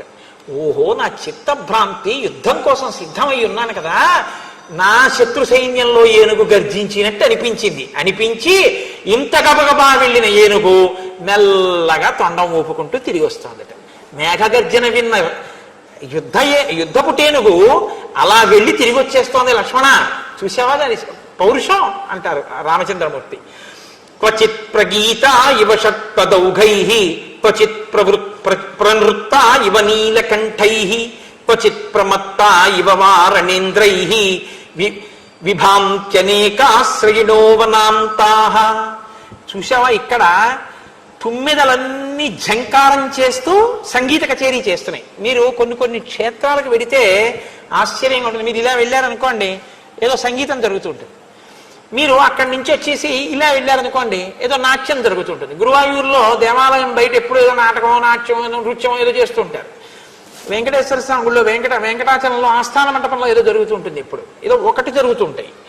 అలా కాకుండా మీరు కొన్ని ఏదో తీర్థాలు జరుగుతున్నాయి అంటుంటారు, సంబరాలు జరుగుతున్నాయి, అమ్మవారి సంబరం అవుతోంది అంటారు. అలాంటి చోటుకి వెడితే ఇక్కడ ఒక కళా పరిషత్తులోనేమో నృత్యం జరుగుతుంటుంది, ఇంకొక చోట సంగీతం జరుగుతుంటుంది, ఇంకొక చోట ఏమో ఏదో పురాణం జరుగుతుంటుంది. అలాగట వానాకాలంలో అరణ్యమంతా కూడా కచేరీలు జరుగుతున్నాయి. ఏం కచేరీలు అంటే ప్రగీత ఇవ షట్పదౌఘై, ఈ భ్రమరాలన్నీ తుమ్మెదలన్నీ ఝంకారం చేస్తూ తిరుగుతున్నాయి. అంటే పాట కచేరీట. చాలాసేపు పాటలు విన్నాం, కాసేపు డాన్స్ ప్రోగ్రామ్ చూద్దామని ఇలా వస్తే ఇంకొక చోటకి వెడితే క్వచిత్ ప్రనృత్త ఇవ నీలకంఠై, అక్కడ నెమళ్ళు నాట్యం చేస్తున్నాయిట. కాసేపు మీరు ఆ డాన్స్ చూడొచ్చు. అయిపోయిన తర్వాత అబ్బా ఇది ప్రకాశించట్లేదు, ఈ పర్వత శిఖరం నుంచి చూస్తే లక్ష్మణ అంటారు. ఇలా ఆ వర్ష ఋతువుని గురించి వర్ణించి సూర్యాస్తమయం అయింది. సంధ్యావందనం చేయాలిగా. సూర్యాస్తమయం అయిందని ఎలా తెలుస్తుంది? చీకటిగా ఉంటుంది. ఎందుకటి? బయట నల్లటి మబ్బు కమ్మేసింది, ఇంట్లో వెలుతురు ఉండదు, అందుకని లైట్ ఏవే బయట మబ్బు ఏం కనపట్టలేదు అంటాడు ఆయన. అలా కటిక చీకటిగా ఉంది మబ్బుల వల్ల. సూర్యాస్తమయమైందని ఎలా తెలిసింది అంటే రామచంద్రమూర్తి అంటారు, నిలీయమానైర్విహగై నిమీలద్భిశ్చ పంకజై వికసంత్యాచ మాలత్య గతోస్తం జ్ఞాయతే రవి. అక్కడ పక్షులన్నీ కూడా గూటికి వెళ్ళిపోతున్నాయి, అలాగే ఆ పద్మములన్నీ కూడా ముడుచుకుపోతున్నాయి, అలాగే సన్నజాజి పూలన్నీ సాయంకాలం వేళ విచ్చుకుంటున్నాయి. దీన్ని బట్టి సూర్యాస్తమయమైంది అని తెలుస్తోంది లక్ష్మణ, లేకపోతే అసలు తెలియదు అని ఆయన అంటారు. చూసావా వర్షాకాల వైభవం ఎంత అందంగా ఉందో. మనమైతే ఎప్పుడూ ఒకటే అనుభవిస్తాం. ఏమిటి అనుభవిస్తాం అంటే వాన వచ్చేస్తుంది, ఆఫీస్కి వెళ్ళాలి, ఎలా రెయిన్ కోట్ ఎక్కడుంది, అది ఎక్కడో మడత పెట్టి పెట్టేశాను. ఇప్పుడు స్కూటర్ మీద వెళ్తే వాటర్ సర్వీసింగ్కి మళ్ళీ ఇవ్వాలేమో, బురద, రోడ్లు చూస్తే గోతులు, టైంకి వెళ్ళాలి, ఎలా ఫైల్ ఉండిపోయింది. అసలు మనం ఆ ఋతువుని అనుభవించడం, ఆ ఋతువు ప్రకృతిని అనుభవించడం, ఆ అందాలు అనుభవించడం అన్నీ మానేసి కృతక జీవితమే. కనీసం కావ్య పఠనంలో పరకాయ ప్రవేశం చేసి అనుభవించినా అదొక గొప్ప ఆనందం. ప్రకృతిని పరిశీలించడం ఒక గొప్ప విద్య అండి.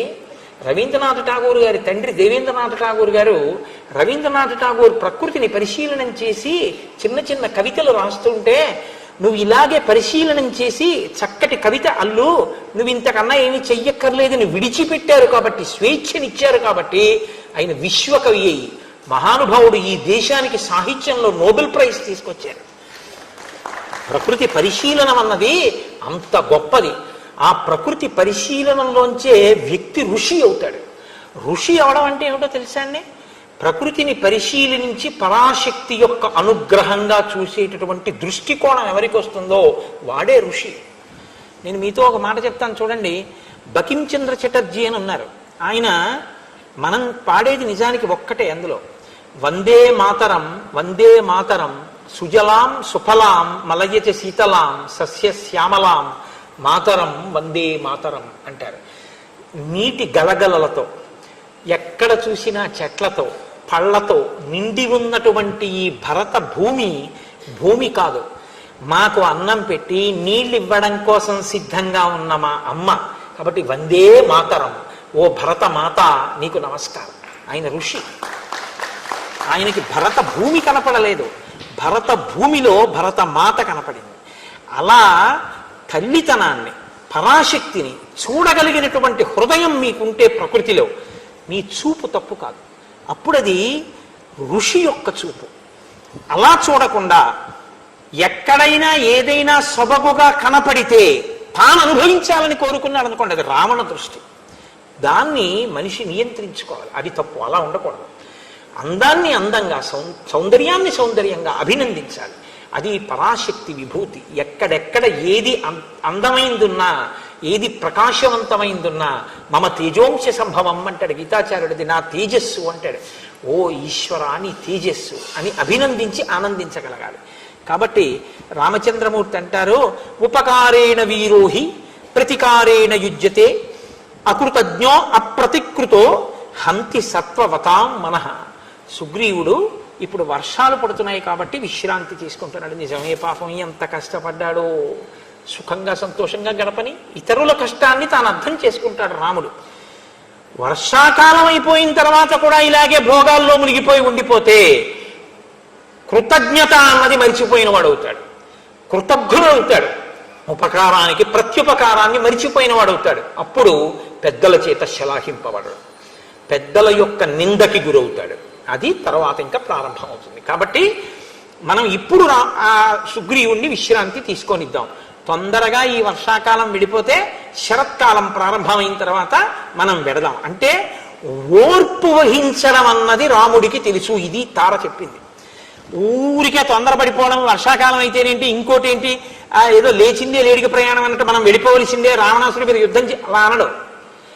ఇప్పుడు బయలుదేరితే ఎంతమందికి ఇబ్బంది, కాబట్టి తన ఇబ్బందిని ఓర్చుకుంటాడు. ఈ ఓర్చుకునే గుణం రాముడిలోంచి తీసుకోవలసి ఉంటుంది జాతి, ప్రత్యేకించి యువకులు దీన్ని తీసుకోవాలి. యువతీ యువకులు రామచంద్రమూర్తి ఇతరుల గురించి ఆలోచించే ధోరణి, ఇతరులు సుఖపడాలని ఆయన కోరుకునే విధానం, తన కష్టంలో ఉన్న ఇతరులు సుఖంగా ఉన్నారని తాను సంతోషించగలిగిన హృదయం, ఓర్పుతో తాను వీచి ఉండగలిగినటువంటి లక్షణం, ఇది నేర్చుకుంటే మీకు జాతి సుసంపన్నం అవుతుంది. అలా సుసంపన్నం కావాలి అంటే ఆ బాలగోపాలము రామాయణం చదువుకోవాలి, రామాయణాన్ని వినాలి. కనుక సర్వం శ్రీ ఉమామహేశ్వర పరబ్రహ్మార్పణమస్తు. స్వస్తి.